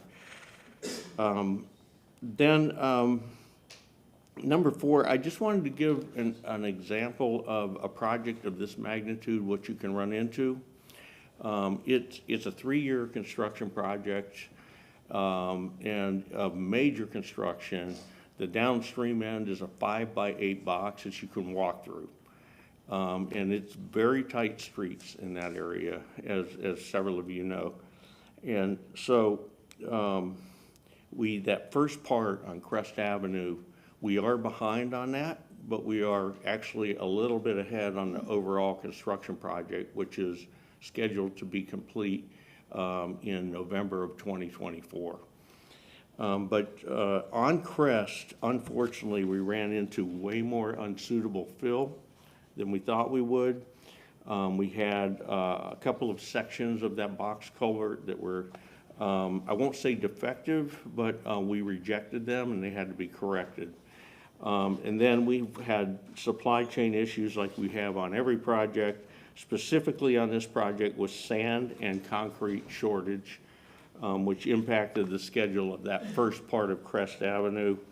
And then right now, I did talk to the president this morning at length, and on Crest, I asked him if we could move up the restoration, because the concerns that have been brought up not only this morning, but in some emails that we would like to see some restoration done, you know, closer to the work. And so I asked Jeff Nelson, who is the president, if we could move that up on Crest and give them some relief there. And it looks like we can, with one big if. We have 2 grand trees that at first we thought we could save, but we now need to remove them. So we have put in a permit application to remove those 2 trees, and once they're removed, we can do the restoration on Crest and catch up to the point where we're putting in that box culvert. And then I did want to, the outfall keeps coming up, and I am almost finished. But the outfall, if I could use the Elmo. Outfall. So the outfall structure, you know, we want to make sure that no trash gets into the river, especially with this large of a system that will carry 60 to 85 million gallons a day. And that's big flow. And so as you can see, the box is shown there on the Elmo is, it is a large structure, and it has a trash removal system as part of it. It is also a baffle box to try to remove some of those nutrients and siltation that gets into the system. That is a rather large outfall structure, as you saw this morning. We will be bringing the grade up to the edges, so that will not be sticking 2 feet above. And the design team right now is looking into landscaping to try to soften that area around there. We will have to keep one side open for maintenance purposes, but I think we can do a lot better than, you know, just putting grass there. And then, let's see. Lastly, I just want to say that we worked with Nelson Construction for decades, and every project they've done has been excellent. They are one of our top contractors. They performed the 34th Street improvements recently. They did the last leg of the Riverwalk. Both those projects were just ended up with a high quality work. They've done the balustrade work and many other projects through the years. We've been very pleased with their quality of work. And with that, I'll end there and be happy to answer questions. Councilwoman Hurtak. What do you mean by restoration? I'm sorry? What, you were talking about restoration of Crest? What do you mean by that? Restoration of the roadway? So, do you mean like the expanding it more? No, no, Or- the pavement, the Okay, base and the paving, pavement, yes. thank you. I know sometimes the terminology. And I appreciate that update, but I will be honest, it's similar to what we've heard before, from the city at several different meetings I've been at. And in contrast, I was just at, a Tampa Heights meeting with FDOT. And if you understand the community and FDOT, how contentious those are, and they could say nothing but nice things about how FDOT is treating the residents and cleaning up after themselves. And if this company can't do, if I can praise FDOT over what's happening in the city, that's not good. FDOT has learned from its work with the residents. And while Nelson may be excellent at what they do construction-wise, we need an improvement with the soft touch, basically. We need improvement with communication. We need improvement with trash. We need to start seeing those, because we just keep hearing that it's going to happen, and then it doesn't happen. So while they may be really great at engineering, what they are not good at, even with this dialogue company, they are not doing what the residents, and then as council, we're hearing about it constantly. So we do need some improvement. And while I hear what you're saying, the residents feel like they aren't getting enough communication about things that are happening close to them. They're asking for more door hangers. They're asking for like a weekly wrap up, because as you said, it's a large project. So even if it's just the scale of what's happening in their areas, they want more communication. And I feel like that's, in the grand scheme, something very cheap that we can give them. If we're over communicating, I think that's okay, because this group is only the very first group that's going to be affected. We're going to have this elsewhere, and I hate that they're the ones that this starts with, but we all don't want to hear about it for 3 more years. Like, we would love to solve this communication and the trash problem and all of that. I understand that supply and everything like that is holding everyone up, and that's completely reasonable. But allowing the residents to know more about what's going on would be incredibly helpful. Thank you for that feedback. We will follow up to have a meeting with Nelson, with dialogue. How can we, ramp this up? I mean, I don't care if we have to go door to door, right? And we have done that. But we need to do better in that area. I agree. Councilman Maniscalco. Thank you very much. My district has had significant amounts of stormwater projects. Before this was in the West Shore area and Estrella and whatnot. And it was Kimmons on that project who have been and were wonderful. I'd call John, the project manager, the boss over there, always answered and always had a response and a solution.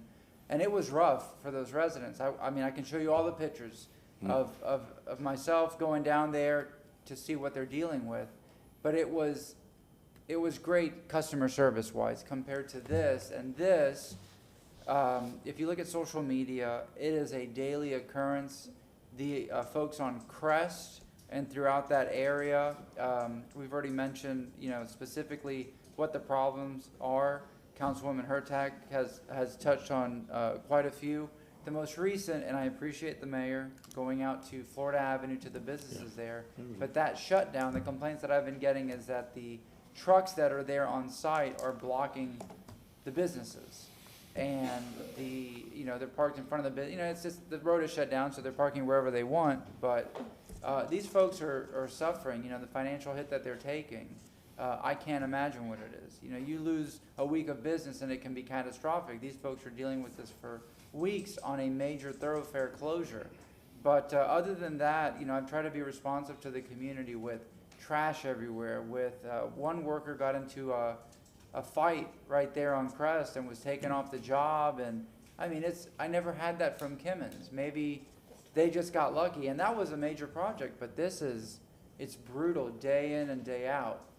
We need to do better, and we have to offer them some answers, because we're getting complaints every few hours. It's not even daily. It's something new. You know, morning and night, it's something different, and the folks there deserve better. Understood. Thank you. Anyone else? One more thing. Councilwoman Hurtak. I would love it if you could come back next week and report on what you were able to do. We don't have a specific time, but maybe at the beginning of evening session, Beginning of what? evening session on the 8th. At the beginning of the evening session? Is that possible? Can we do that? No, I'm just asking if it's allowed, because I don't feel like we can wait I think 2 weeks for this. Typically, we don't do staff reports in the evening. I guess you could waive your rules if you wanted to have one specifically, but typically, staff reports are reserved for the morning agenda or the regular meeting. 5 minutes be fine for you, Could I- Councilwoman Yeah, Hurtak? 5 Can I minutes. request for 2 weeks for that, please? My only concern with 2 weeks is that, as Councilman Maniscalco said, the business issue, that's supposed to be over in 3 weeks, and I don't feel like they can afford 2 more weeks of trucks sitting and blocking the entrance to their businesses. But I will yield to Councilman Maniscalco on that point. How do you feel? I know it's not, typical protocol for you to come at 5:01 p.m., but, I mean, considering the sensitivity with the time, and, these folks are hurting on a daily basis. We can only go out there and buy so much Spatty's coffee and promote them and all the other businesses, but anything that can be done, because, Okay. the revenue that they're losing and how they're affected, again, I can't imagine. These are businesses that survived through COVID, survived through, some of the worst, and they just keep getting hit over and over. So I know it's not typical, and if you're here at 5 o'clock next Thursday, just a 5-minute update, if anything, Okay. I mean, I would certainly support the motion by Councilwoman Hurtak. Then that's what I would like to do. That's my motion. Then I would second it. If I may just add real quick, there are residents around Crest in between Florida and Highlands, Right. where their access to their home is being blocked while people are waiting for their kids at Hillsborough High School. I'm talking to Chief O'Connor. She is working on it, but if you can maybe get another TPD personnel to make sure that that line is moving quickly, because we all know this car should not be standing there. Please and thank you. Yep. Understood. Okay, motion made by Councilwoman Hurtak, seconded by Councilman Maniscalco. All in favor? Aye. Thank you very much. Okay. Thank you. Councilwoman Hurtak, are you satisfied with I am agenda item number 9? satisfied. Thank you so much. Very much. Agenda item number 11, file CM 2275-288. We already. We already did 11? 11 and 12 have been continued. Okay. Not 11. Okay. There's a memo from Ms. Zellman and me regarding that. If you all wanted to discuss this item today, we did not want to hold it up. If you wanted to continue this maybe to the 15th when Mr. Shelby would be returning, that might be another alternative for you all to consider. I'd rather continue it to the 15th when Mr. Shelby is present, so everyone, all parties are here. Agree. Under staff reports. I agree. Motion made by Councilman Miranda, seconded by Second. Councilman Maniscalco. All in favor? Aye. Thank you very much. Agenda item number 13, file number E 2021-8, Chapter 18. Good afternoon, Calvin Johnson, Good afternoon, Deputy Chief, Chief. Tampa Police Department. Here on item 13. On August 4th, you have some presentation regarding the body-worn cameras and the mute button, and you want us to go back and check if the company, Axon, can add that to their catalog and upgrading their system. We gave them a call on August 9th. We weren't the only police department in the city who recommended that. They're gonna go back and look at their technology to find out they can improve it. They wouldn't give us a time on when it would be done or what they can do, but we will follow up periodically to find out where they're at and what stage they're in. I'm satisfied with that, but I would like to add it to Because I'm happy to hear that they're willing to look at it and that other cities are asking for the same, having the same questions we do. I think that, that's a good sign. So if we could move, or if we could get, just maybe a written update in 3 months? That's fine. Yep. Just to see if they've made any movement. I just don't want it to fall off the radar. That would be September, December 1st? Just a quick written update on that. No motion made by Councilwoman Hurtak, seconded by Councilman Miranda. All in favor? Aye. Aye. Any opposed? And Councilman real Mascott. quick, while you're here, I just want to say publicly thank you. I saw you at an event, I don't know, 2 months ago, and I had a constituent issue, and you were there having a good time, and, you know, we were enjoying the event, but you were very responsive. The residents that you were able to communicate with are very grateful, but I just want people to know that, you know, no matter what, you were there, and we appreciate it very much, sir. Thank you. No problem, and vice versa. I deal with a lot of y'all on community issues, and y'all get that last minute request sometimes like that, and y'all deal with the same thing when you're up here and when you're out in the community, so that things go back to you also. Thank you, Chief. Mr. Chair, did somebody pull item number 21? I wonder if he would like to stay while we. No one up? No. I would just like to pull that to vote separately, please. And I also have a question for Mr. Massey on item number 2. I'll second that to pull item 21. Motion made by Councilman Carlson, seconded by Councilman Maniscalco. All in favor? Aye. Okay, now we will step into, okay, let's hear that first, if we do not mind. Agenda item number 21, file number PS 22-76688.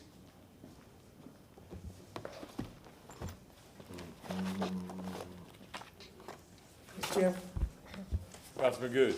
Mr. Massey, this was one we didn't vote on last week, correct, sir? Correct. This was on the agenda for last week. It was pulled from the consent agenda.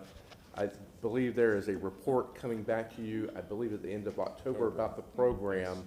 The question was whether, and I had asked you at the end of the meeting whether you intended to move forward with the amendment or not, and I think the intent was, but there was no vote taken. That's how I understood that what happened at the end of the meeting. To give a little background, I believe this amendment is in connection with services, and partially in connection with services that have already been rendered in connection with this program. So we're catching up. So it's something that we do need to move forward with, I think, in fairly short order. So I'll let Mr. And he's right, sir. These are for services already rendered. That's what this vote is for. I think in October, there's going to be a presentation regarding ShotSpotter to give you some more information.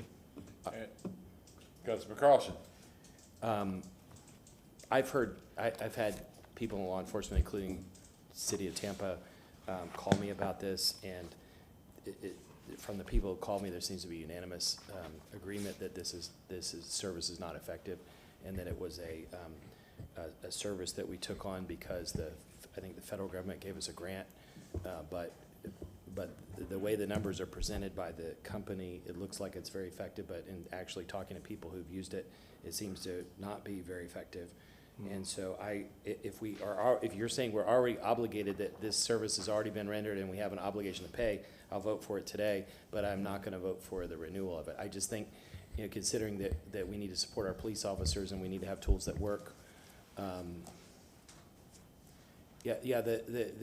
just to cut through all of this, the issue is that the company says something like 90% of gunshots are never reported by 911, but the actual violent crimes, my understanding is 100% or close to 100% are reported by 911. And so the officers I've spoken to who have actually gone out and used this, they say that most of the time they're looking at spent bullets on the ground, or they don't find anything, and it's a waste of police resources that could be used on something else.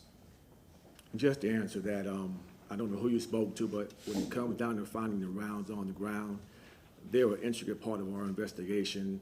Long-term on many cases, we have a system called NIBIN that gets those rounds, and it paints a picture for us on whether it's one gun being used for a lot of shootings or multiple guns being used in the city of Tampa. So even though ShotSpotter isn't an end-all to reduce violent crime, it is a valuable tool. When it comes down to the medical aspect of it, we have shootings at times, and Councilman Gooch, you go out to a lot of them, to where there's nobody out there, but somebody was taken to the hospital. This is the third year in a 3-year contract, correct? Yes. And during those 3 years, our violent crime rate has gone up every year and at a higher rate than most cities in the United States, and our gun violence rate has gone up. And so I would argue that it's not effective, and you know, we need to save every dollar we can to really support our folks. And Ken, without mentioning names, can you just confirm that the person that used to be in charge of this in the police department is now they're working for the company and is the local representative of the company? The person who was in charge of this at TPD is now a representative of ShotSpotter. Okay, when it comes down to ShotSpotter and being in charge of it, I'm the previous major of District 3 for the past 4 years, and it was used in District 3. As far as how folks bring technology to Is there someone who used to work with this? I know you're talking about Captain Paul Lazinski. He retired a few months ago, back in 2019. But he left, he was working with this technology and he left to join ShotSpotter, is that correct? When you mean work with the technology, we have folks, him, other captains who work with companies to bring technology to the city of Tampa and other agencies. He did retire back in January, I believe, but we have no control who you work for next. I don't like these answers. And can we move forward? Yes, please. Thank you very much. Does that satisfy any of the council members? May I say, if I may, just my thoughts on Councilman Vieira. Thank you very much. Yeah, and I know, so we're gonna have a report on this in a couple of months, correct? Yes. Okay, yeah, so, I mean, whether something is, how shall I say this? I give some level of deference, if you will, to police professionals on how effective something is. If there's a negative effect potentially on civil liberties, that's an additional issue that warrants additional scrutiny, which we can look at in October. But let me ask you, if I may, so if in October, when I think this is coming towards us, if we find that there's an adverse effect on civil liberties, et cetera, can this program, I guess to Mr. Massey, can this program then be pulled back at that time? I believe Ms. Newcomb will be able to address that hopefully, so, but it depends on what the contract provides about early termination. Sure. Good afternoon, Megan Newcomb, Assistant City Attorney. I reviewed the contract that it was previously, it was a 2-year contract that was entered into in December of 2018. It was signed and went through by resolution. The program actually was implemented in June of 2018. The contract was for 2 years with an option to renew for 2 additional years at 1 year each. So it has been renewed. So we did the original 2 years. It was then renewed in 2021, in June of 2021 through June of 2022. What this resolution is for you all to vote on is the second 1 year renewal that would run from June of this year to June of next year. So talking about the program is still being active, so we are getting the services of ShotSpotter even though our contract essentially expired in June of this year. So what we're asking is for you to vote on whether to continue it from June of 2022 to June of 2023. So to answer, I think it was you, Councilman Vieira, in October, you really couldn't cancel the contract. If you wanted to cancel the contract, you would have to vote on that, I guess, today, and then we would address the issue of the services that we have received in excess that we essentially have yet to pay for. But this is the last contractual opportunity to renew it, and then in June of 2023, there will be a decision made initially by the police department whether we want to continue with it, and then that would have to be brought before council. Okay, thank you for the explanation. Yes, sir. Councilman Goods. I'm familiar with the program. It has some benefits to it. I don't think it violates any civil liberties, Mr. Vieira. It's basically shots fired and the system goes off and they can kind of pinpoint the area where it goes to. I think maybe next time when they come, maybe a demonstration on how the program really works, Chief Johnson, that would probably help the council members to know what it really does and its effectiveness. As far as to what Mr. Carlson, Councilman Carlson was trying to ask you, Mr. Carlson, you know, the police department is a very funny place, and I know Assistant Chief Johnson would like to try to answer some of that, but he's not in a position to kind of answer that question. So that'd be a question for the chief if you want to answer that question, but he's not in the position to answer that, what you're trying to get at. I should apologize for putting you on the spot, too. Yeah, I don't think you were he's- prepared to yeah, answer he's- these he's- questions he's- today. Yeah, he's not, he can't, and he can't answer that anyway. That's past his pay grade.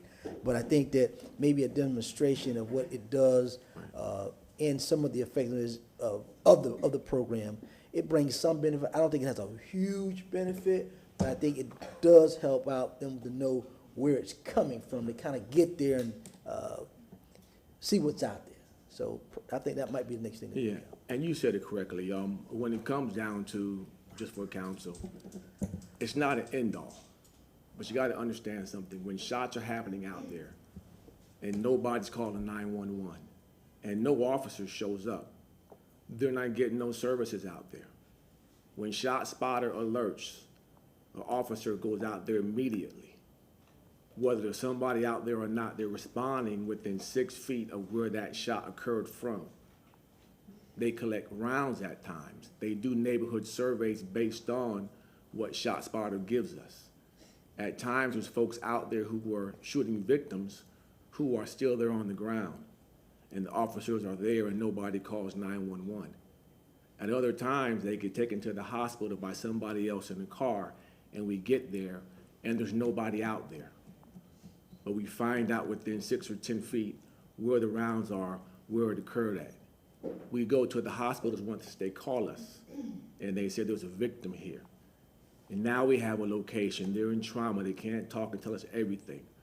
We put the pieces together. It's not a fix-all. ShotSpotter is not here to reduce violent crime. It's to assist the police department in investigating violent crime with guns.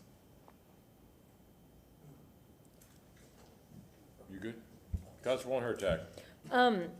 In connection with what Councilman Vieira said, there are some reports of people using the ShotSpotter. There have been several civil liberties issues with people, and I'm not saying it happens in Tampa, but I have seen and read about people using other municipalities having their officers stopping people in the vicinity afterward, that sort of thing. And again, I don't know I don't know anything about what's been happening here, which is why I asked for a report, just to find out what is happening here, how we use it, what's the return on investment for us as a city, because every city and every municipality looks at it differently. So he may have been speaking about things he's heard there. So I just wanted to find out if this is something that the city, or how we use it, and if we want to continue to use it in the future. At this point, I feel like we're so far away from a report. I'm not opposed to continuing this year, but I think next year we may have a longer, more substantial conversation about it. Councilman Miranda. Thank you, Mr. Chairman. By the evidence that the chief of police, one of the outstanding officers in the police department, said it's not a cure-all. Right. And if you can save one life because somebody found shells and you somehow were able to trace who it was, you saved more than one life. And you can't have a policeman standing in every corner. Right. And I wish we could, but we can't. But I understand the civil liberties side of it, but as long as it's not a member of their family or my family, I don't know much about it. But if it was, guess what? You learn about it real quick. And these are the things that you guys have to do, ladies and gentlemen of the police department, not only here, all over the country, whether it's this program or other program. And sometimes there's a shooting and you knock on 40 doors and nobody heard anything. Correct. Nobody saw anything. Nobody even knew there was a killing. And it happened in front of their house. Those are the things that you face on a daily basis, not only here, throughout the country. And these are the things that you have to look at what avenues come your way. Is this perfect? From what I see, no. But it's not imperfect either. because it gives you a time and location of where to be and where to look at. That's all I'm saying. Any further discussion? Councilman Carlson. Yeah, just quickly, as I said, I've heard a lot of alternative feedback, which the folks who told me aren't here. But based on the feedback we hear here and also from my colleague, and hearing that we have an obligation already, I'll vote for this now, but I'm very skeptical about when it comes back. And I would like to see more than just the company's numbers on response rate. The question is, would this money be better deployed some way else to support the police? And number two, if we have police spending very limited time, we don't have time to take care of a lot of crimes going on right now. If we're responding and going to these sites and they don't find anything there most of the time, is it really helpful versus sending the place where there are active crimes going on? So those are, not to answer that now, but those are questions I'd like to ask when it comes back. Thank you. Any further discussion? If I may, just to finish mine. Thank you, sir. Yeah, I mean, from what I hear, this appears to be a tool in the toolbox to fight crime. Like you said, it's not going to be a panacea. It's not some a huge tool, but it appears to be a reasonable tool. Again, we do have to measure not just the effectiveness, but you know, just in briefly looking at the issue, I know there are some articles out there on civil liberties where if it doesn't properly detect, you send police into an area, blah, blah, blah, et cetera.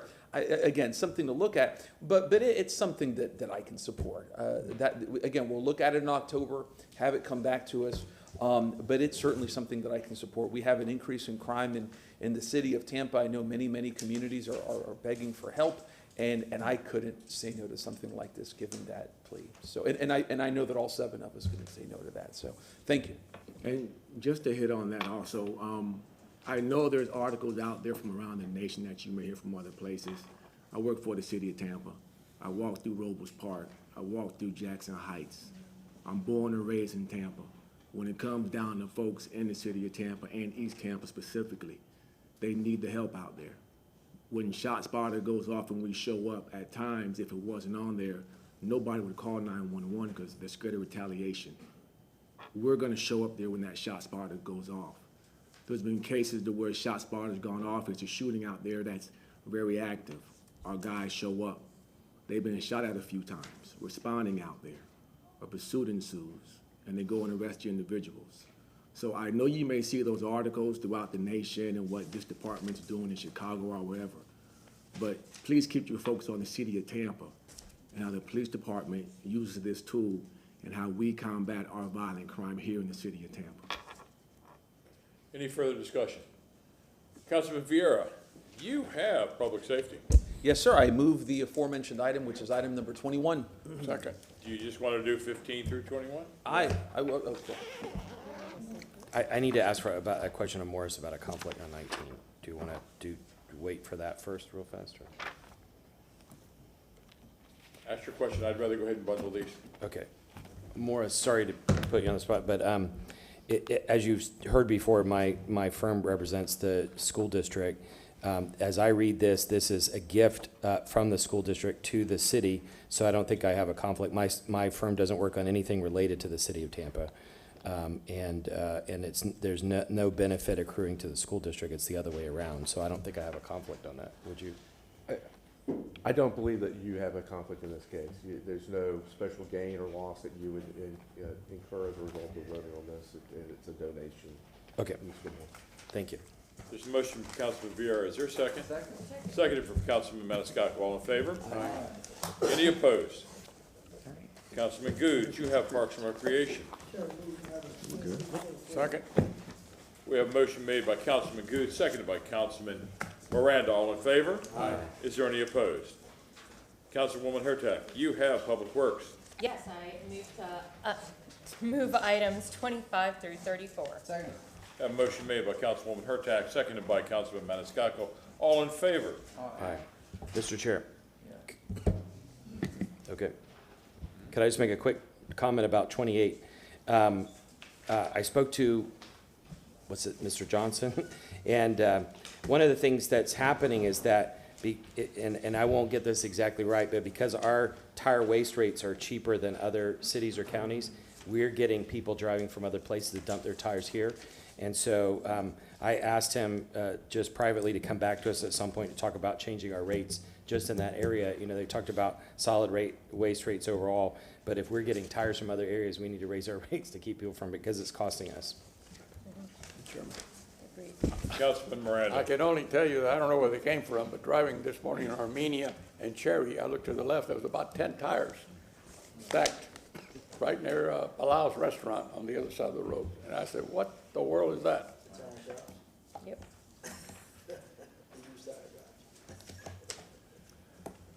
Who is next? Councilman Miranda, you have Finance Committee minus 36.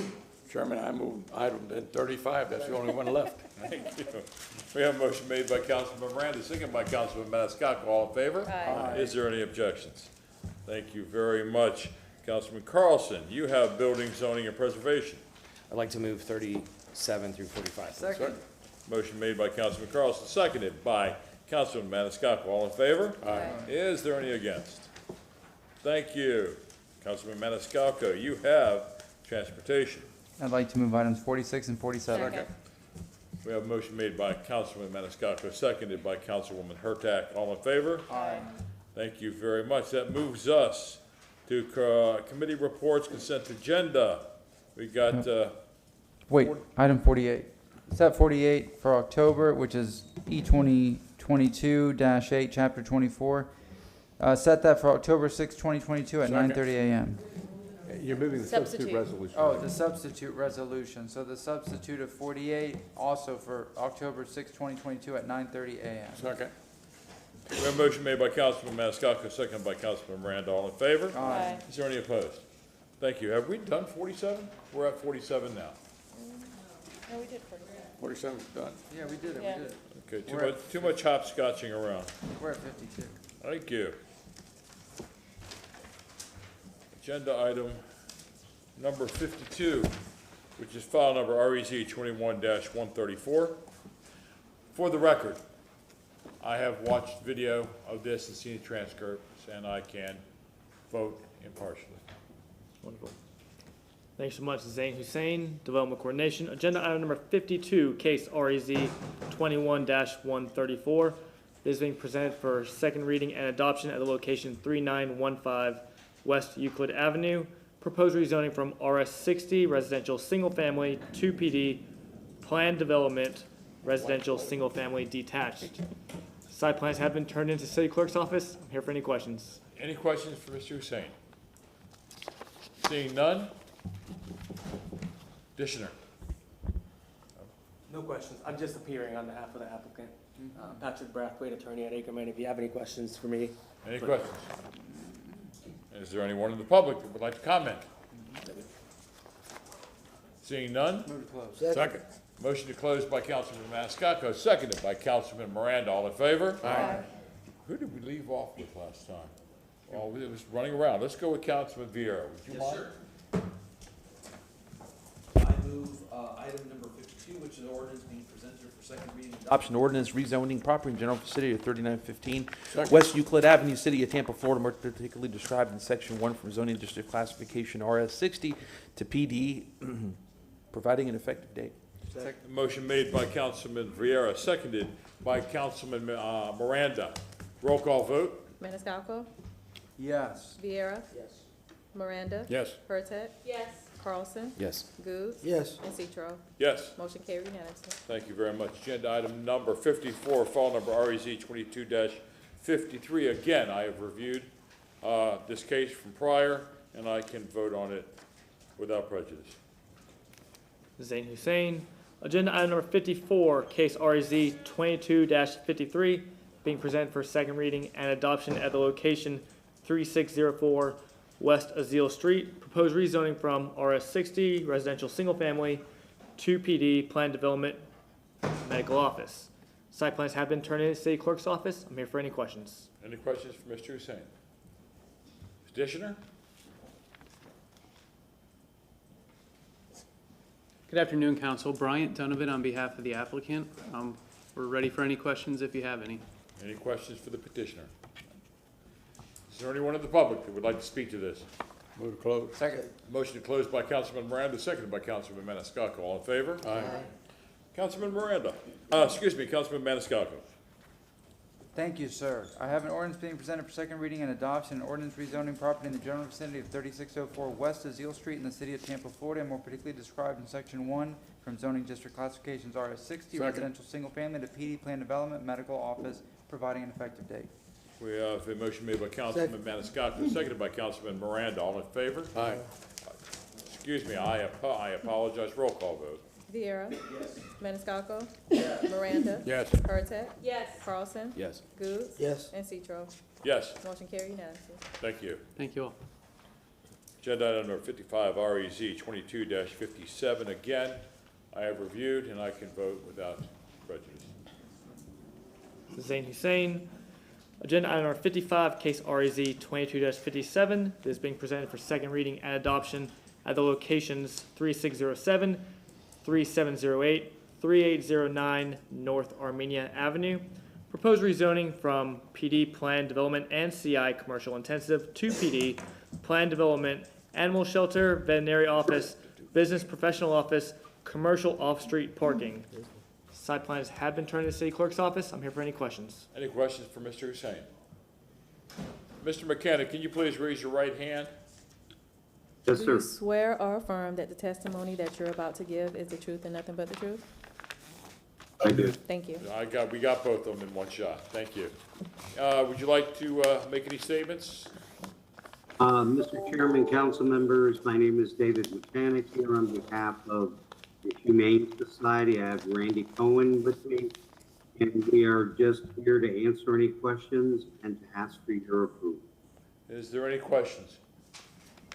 Seeing none, is there anyone in chambers that would like to comment Move to to this? close. Second. Motion to close by Councilman Miranda, seconded by Councilman Maniscalco. All in favor? Aye. Councilwoman Hurtak.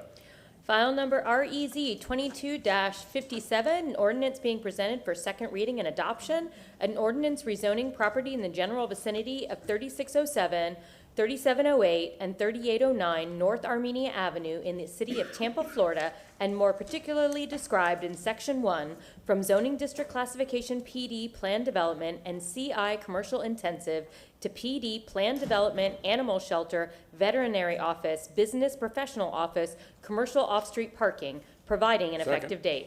We have a motion made by Councilwoman Hurtak, seconded by Councilman Miranda. Roll call vote. Carlson? Yes. Hurtak? Yes. Miranda? Yes. Maniscalco? Yes. Goode? Yes. Viera? Yes. And Citro. Yes, Motion carried unanimously. thank you. Thank you. Agenda item number 56, just for the record, we have opened all the proceedings today, including the 1030s. Yes, sir. Thank you. File number E 2022-8, Chapter 27. Councilwoman Hurtak. I just wanted to say that I have reviewed both 56 and 57, and I am prepared to vote on these. Thank you. Thank you, Mr. Chair. Susan Johnson-Velez, Legal Department. I just wanted to call your attention to the substitute ordinances that are presented for you. The original proposals had contained parking ratios for student housing, but due in part to other circumstances, including the rezoning that you all considered earlier this morning on the student housing, we wanted to take a more global approach to that before incorporating any parking ratios within the code. And so the substitute ordinance does remove student parking ratios from both the CBD ordinance and the Channel District ordinance. If you have any questions, I'm happy to answer. Any questions?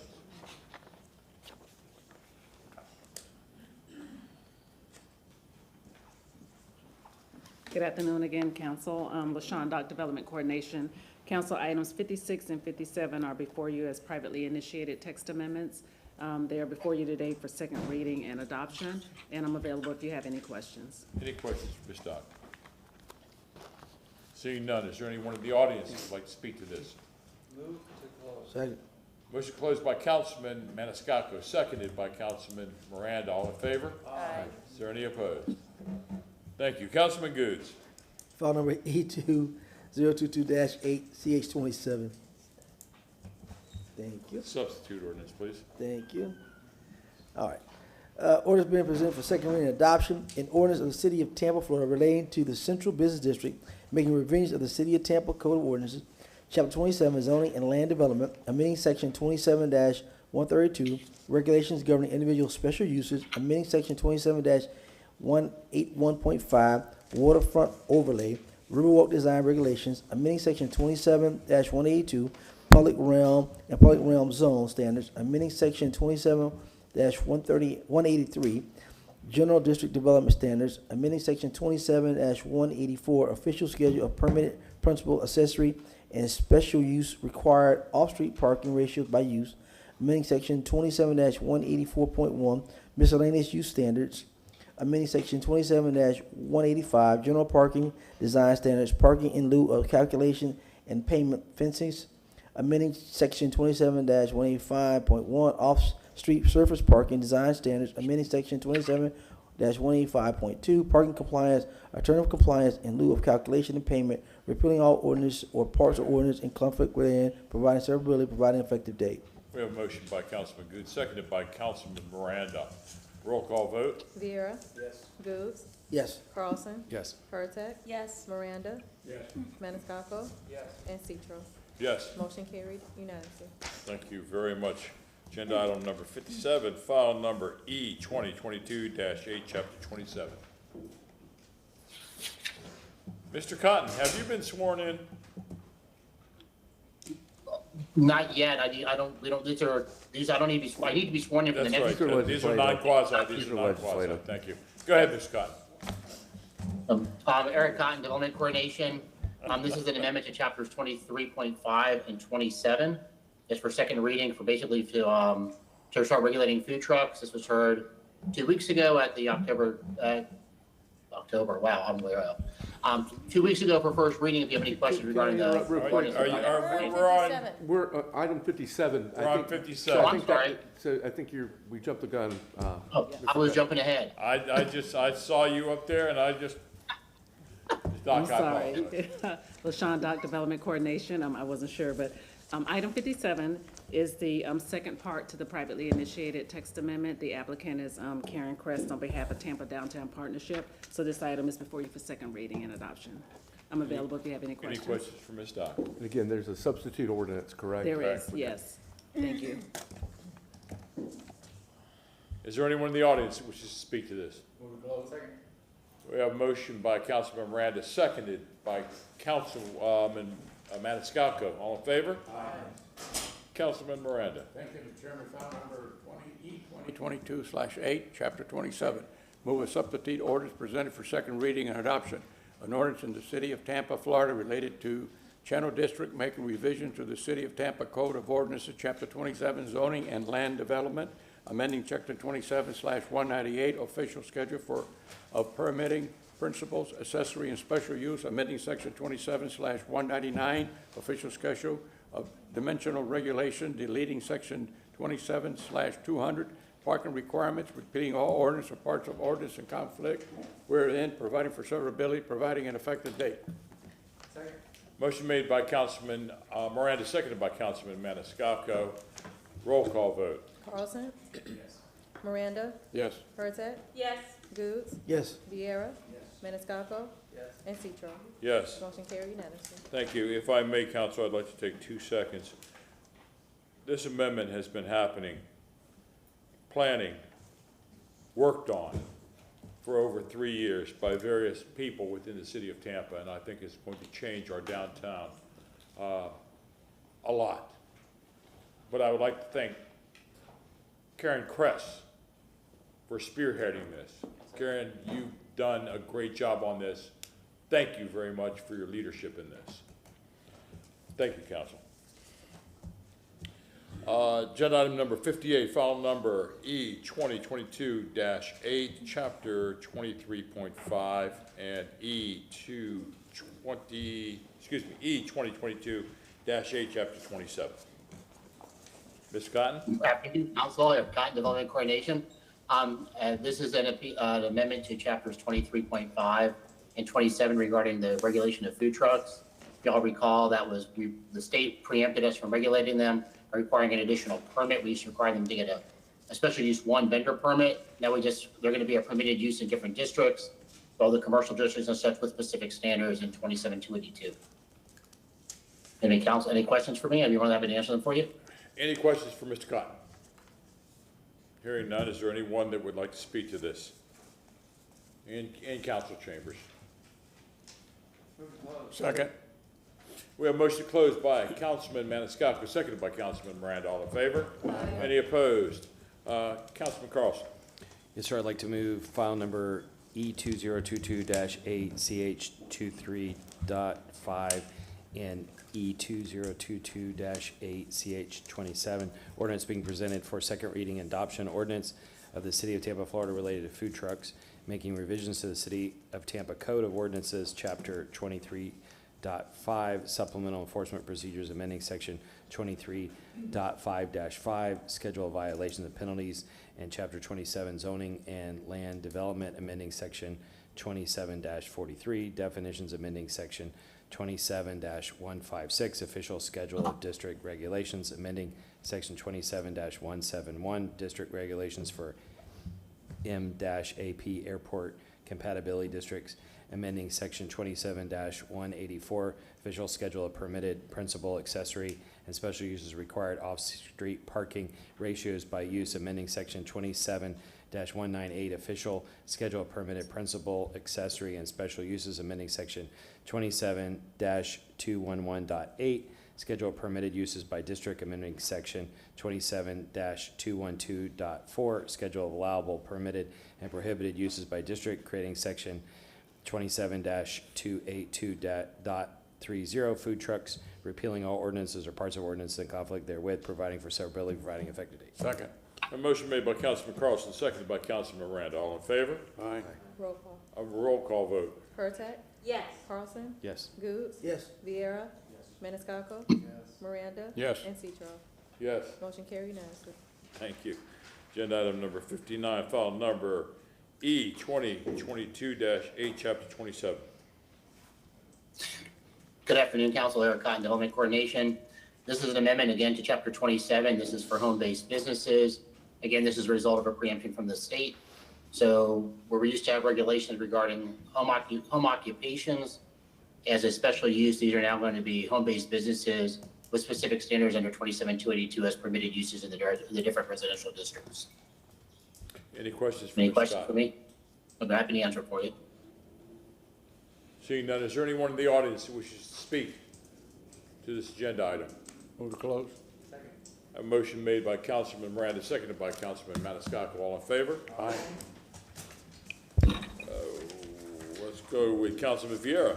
Yes, sir. I move an ordinance being presented for second reading and adoption ordinance to the City of Tampa relating to legislative changes regarding home-based businesses, making revisions to the City of Tampa Code of Ordinances, Chapter 27, Zoning and Land Use or Land Development, amending 27-43 definitions, amending 27-132 regulations governing individual special uses, amending Section 27-156, official schedule of district regulations, amending Section 27-177, historic district established, amending Section 27-184, official schedule of permitted principal, accessory, and special uses required off-street parking ratios by use, amending Section 27-198, official schedule of permitted principal, accessory, and special uses, amending Section 27-211.8, schedule of permitted uses by district, amending Section 27-212.4, schedule of allowable, permitted, and prohibited uses by district, amending 27, or strike that, Section 27-282.5, home occupations, amending 27,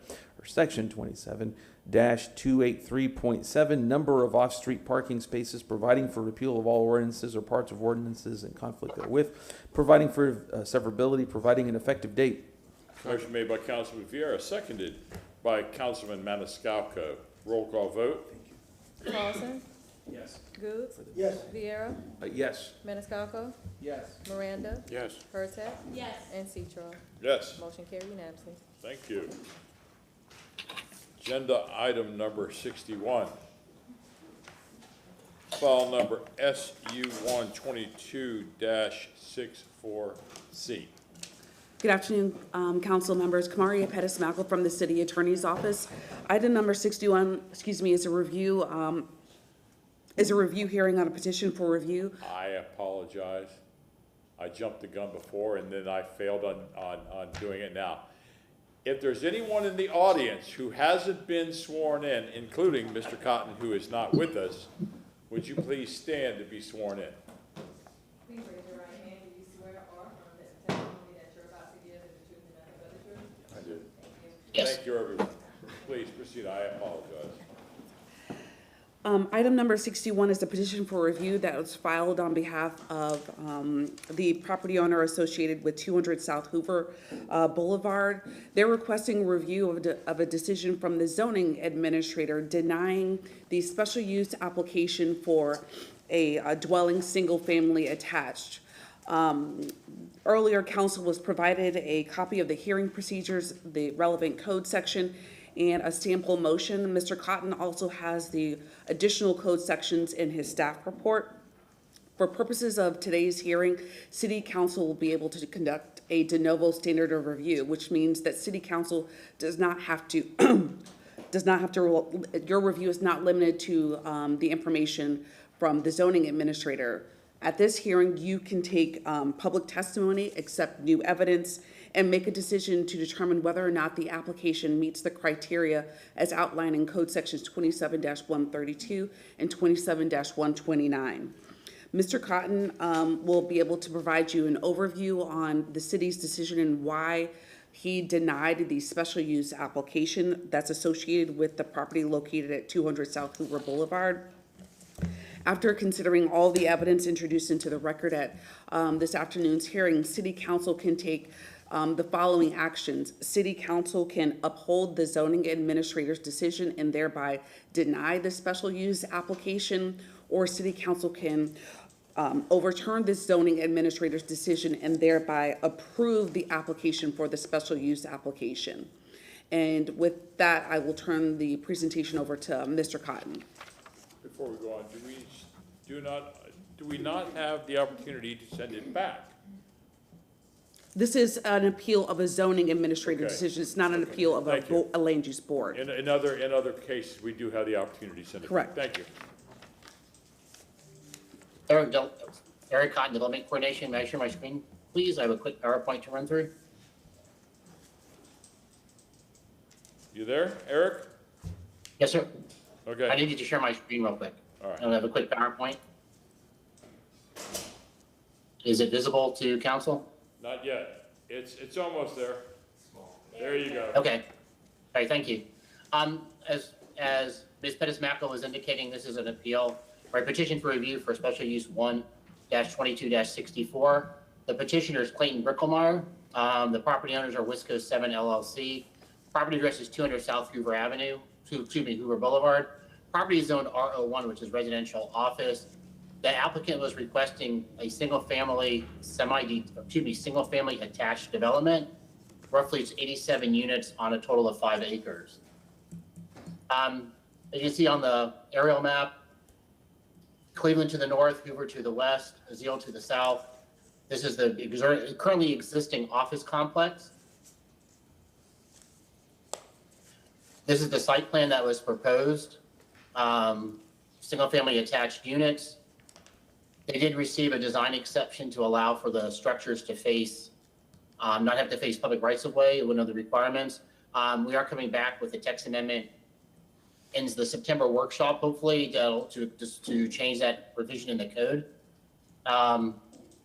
As well as the basis for the denial is the fact that the applicant does not face an arterial collector roadway. All the roads that are involved, Azeel, Hoover, and Cleveland, are all local streets.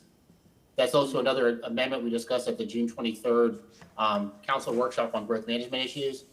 Based on the fact they don't have access to an arterial collector road, staff is forced to deny the request, hence the applicant applying for the petition for review. Do you have any questions for staff? Any questions for Mr. Cotton? Presenter, petitioner, shoot. Thank you. Good afternoon, Council. Clayton Bricklemeyer, Hill Ward Henderson, 101 East Kennedy Boulevard. I will try to be brief. I feel like the last speaker at the conference who's between like y'all and the bar or whatever. I think Eric did a pretty good job of summing this up. We don't meet the one criteria. We meet all the other criteria for this special use. The one thing we don't have is We are not on a, what's classified as a collector arterial road. I'm just gonna put a couple things up and try to run through the rationale that we use very quickly. Right now, this is the site. We have, there's an office park there now. The sort of theme of what we're saying is that what we are asking to provide, our project will be 16 units per acre. You've got an office park there now. This is all future land use 100, and I'll show you that in a second, but this at 16 units per acre is a proper transition from the more intense and taller product to the north. There's also some multifamily here to the west that is that has single family to the west of it. The pattern in this area is to transition away from, this is Kennedy Boulevard, this is the mall. This is that stretch of Kennedy Boulevard as you're getting on to the bridge. The pattern is to transition. The office park, at 16 units to an acre with residential uses, I think this is a more appropriate transition than the transition that's in place now. The other point that I definitely wanted to make is, which shows it, this one. By no means, and we've had extensive meetings with the neighborhood, and we've talked through this project a lot, so by no means am I asking that Hoover be reclassified in any way, but Hoover, in this section of Hoover, it is a collector, a lowercase c collector. It's not on the map, but what you'll see is it collects the traffic. Actually, this does a better job. It collects the traffic from, this is the site, from the south, from Sandpiper. It collects the traffic from Azeel. It collects the traffic from Cleveland. It collects the traffic from Mariner, and then it delivers it onto that section of Kennedy. So the fact that it's not on the map is what sees me here before you today, but it is functionally serving as a collector. I think it's worth mentioning, as Mr. Cotton just mentioned, that you all are actually considering striking this as a requirement in your workshops at present. I'll run real quickly. The other really interesting thing about this site specifically is this is the future land use. You can tell which exhibits I put together and which ones the architect did. That's the site. That yellow is a future land use of R6, and the pink color there is 100. And so, I don't know if that one's useful. Just as a, you all, and Adam Wolf is here. If you guys want a better breakdown of the actual proposed project through the site plan and all that stuff, we can plug in. If we don't need to do that, that's also fine. We do have the supporters to speak, and we have our team here. We would ask for your approval unless you have any questions. Any questions for the petitioner?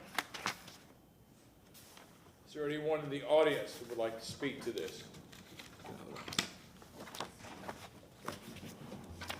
Ma'am, were you sworn? Yes. Okay. Good afternoon.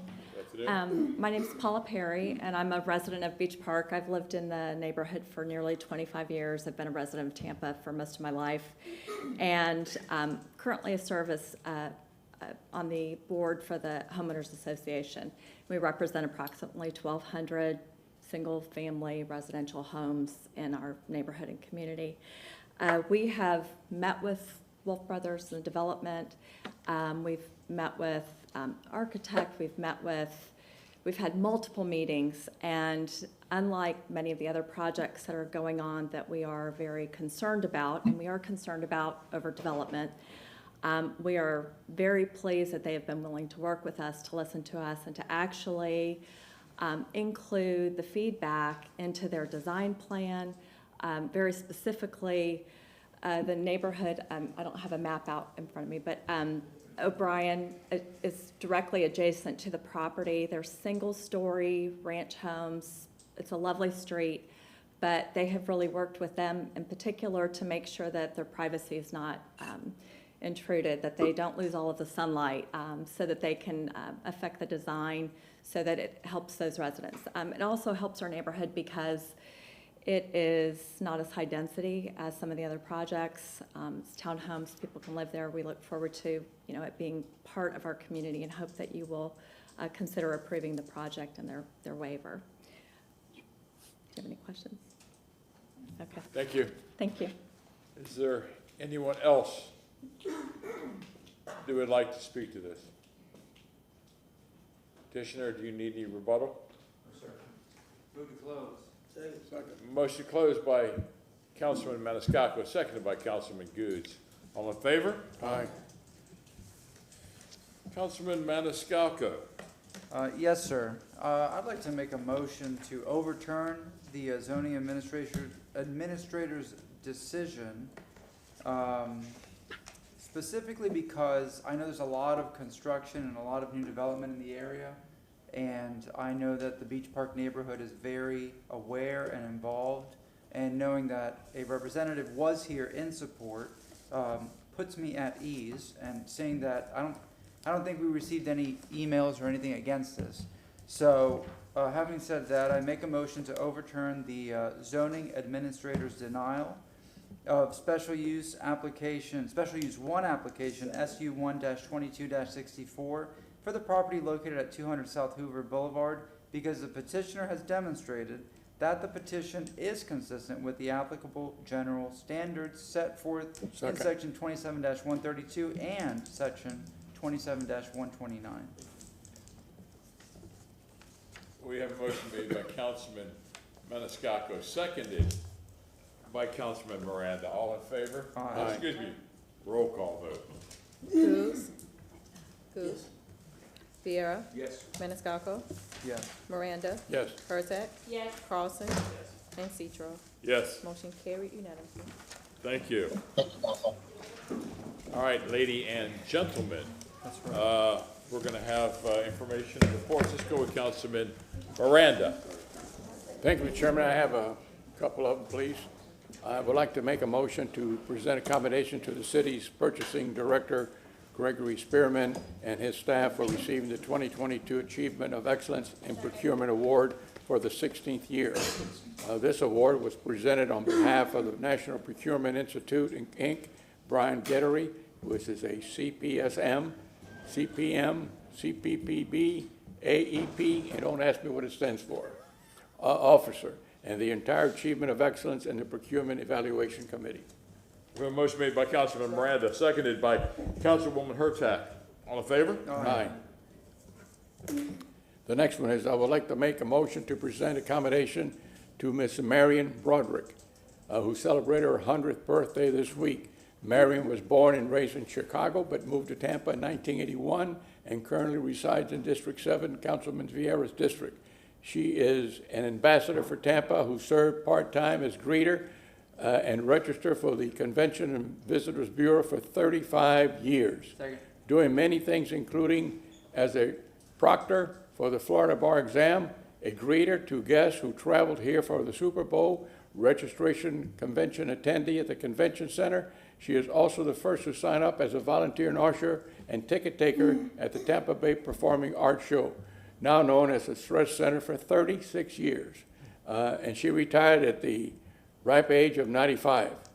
This combination will be presented to her this Sunday at a huge party at the Orlo with big bands of music and lots of Hollywood entertainment, style entertainment. Congratulations and best wishes to Marion. However, there's also a little thing that I got to say, because the aide told me to say it. She says it's very important. Marion's daughter is Emily Fisk, who is with Tampa General Hospital, and she said she and her mother are very fans of the Tampa City Council. That's awesome. So there you go. You got a fan. I wanted to give it to you. Thank goodness. We have a motion made by Councilman Miranda, seconded by Councilman Maniscalco. All in favor? Aye. Ms. Miranda, would you consider replacing Willard Scott on the Today Show? I'm sorry? Would you consider replacing Willard Scott on the Today Show? You remember when he used to do those, when people turned 100, he would announce them? Sponsored by Smuckers. Yeah. I'm willing to do anything at this time. With a name like Smuckers. Smuckers got to be good. Councilman Good. I remember that now. Mr. Chairman, I move that a motion for Tampa City County to give accommodation to the city's housing and community development team for receiving an award at the Florida Housing Coalition Affordable Housing Conference at the Ship Administrators Roundtable for successful affordable housing partnerships to be given on September 6, 2020. Second. Motion made by... Wait, no. I second. Hurtak did, I'm sorry. Motion made by Councilman Goods, seconded by Councilwoman Hurtak. All in favor? Aye. And let me just say, that was a great conference this past weekend. I know Councilwoman did a presentation on Tuesday afternoon, around about 3 or 4 o'clock, on our attendance rider bills with Commissioner Overman. I want to say the conference really, everyone at the conference, I mean, it was sold out. Housing is a big deal, and I was using a word that I use now, attainable housing. And I tell you, everyone is catching on that word attainable because affordable is not working. And I made mention to the directors at the meeting that somehow legislation need to look at changing that word and look at attainable. So I know I've told our staff attainable is people are more apt to hear versus affordable. So great conference, and hope you guys join next year. That's all I have, sir. Councilwoman Hurtak.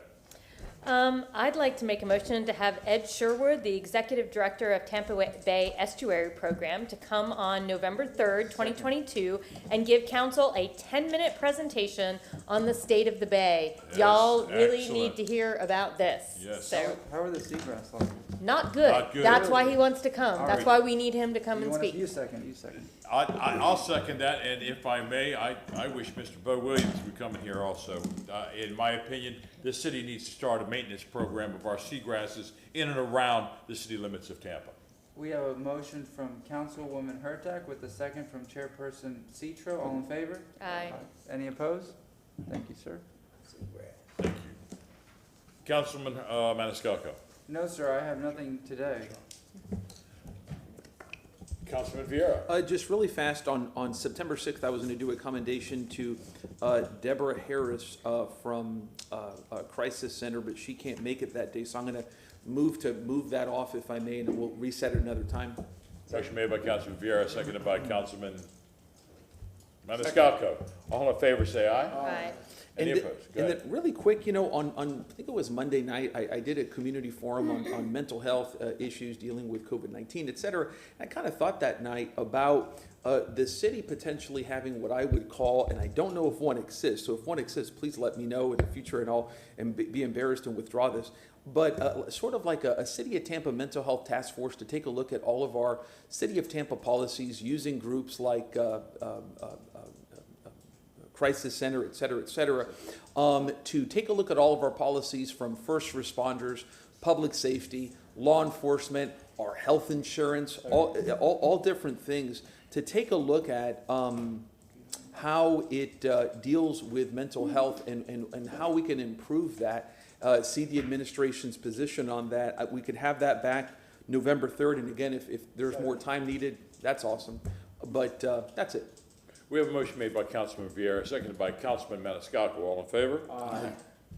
And then lastly, if I may, I know we're having right now the East Tampa, the recreation center out there, and I know there was some controversy with the prior project on Hannah with regards to the apprenticeship ordinance. So maybe we could have an update from the administration in terms of how that's going with regards to compliance with the apprenticeship ordinance, and have that come back in the first week in October. Discussion, it may take some time. I'm going to be here the night before. I'm going to be seeing KISS with my son at West Palm Beach, and working KISS with my son at West Palm Beach, and we're coming back that night to be at City Council Live. So, so just putting that out there. Thank you. I said KISS. Oh, okay.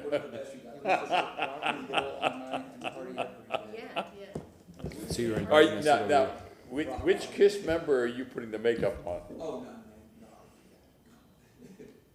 We're just chilling. Motion made by Councilman.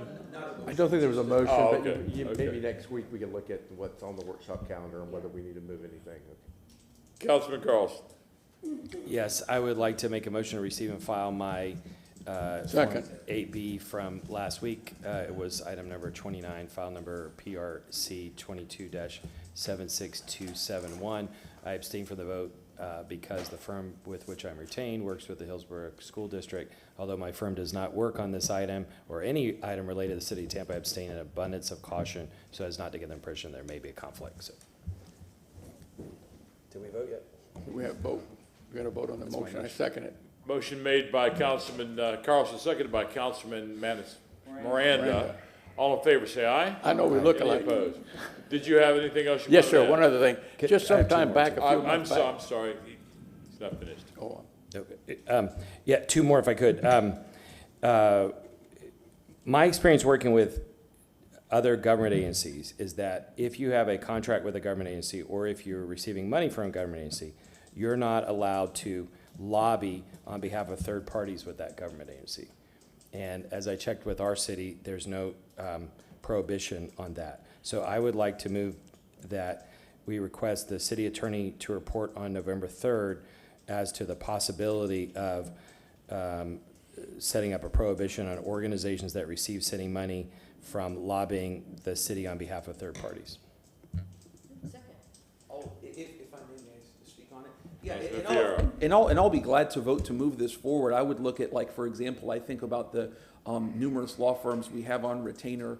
How would that affect, can they appear before city council, et cetera, et cetera? I don't know, but I'll move that forward. That's fine. Councilman, motion made by Councilman Carlson, seconded by Councilwoman Hurtak. All in favor? Aye. Any opposed?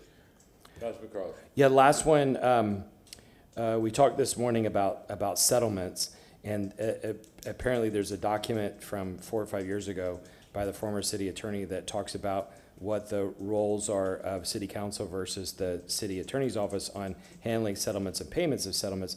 And without talking about any specific cases, I would like to ask the city attorney to report on November 3rd as to what the new city attorney's opinion is on what the role is of city council versus the city attorney in regard to approving settlements and settlement payments. I have a motion made by Councilman Carlson, seconded by Councilwoman Hurtak. All in favor? Aye. That's it, thank you. Councilman Miranda, back. I just want to bring a little quick thing up. Some time back, 4 or 5 months ago, I was talking to someone high in the administration, not the mayor. And I said, you know, we ought to look at some stop signs that say stop, that are with solar panel on top. And I was just thinking, and guess what? I went yesterday to Publix and I looked up, and it wasn't the cities, but Publix put one on the store there on Hillsborough and Havana, which is a very traveled people that park, and you got to cross, and there's cars coming on and out, and that sign will tell you to stop, and it blinks at you, and you can see it from a half a block away. And maybe I'm going to go back to the administration and see if we can do some of these things to stop some of the traffic that's happening in the city. Maybe we can save a life or two, I don't know. But it does work, because, I mean, it caught my eye immediately. A motion made by Councilman Miranda, seconded by Councilman Carlson. All in favor? Aye. Move to receive and file? Who seconded? They want to stay. Motion made by Councilman Miranda, seconded by Councilman Goods. All in favor? Aye. We are adjourned.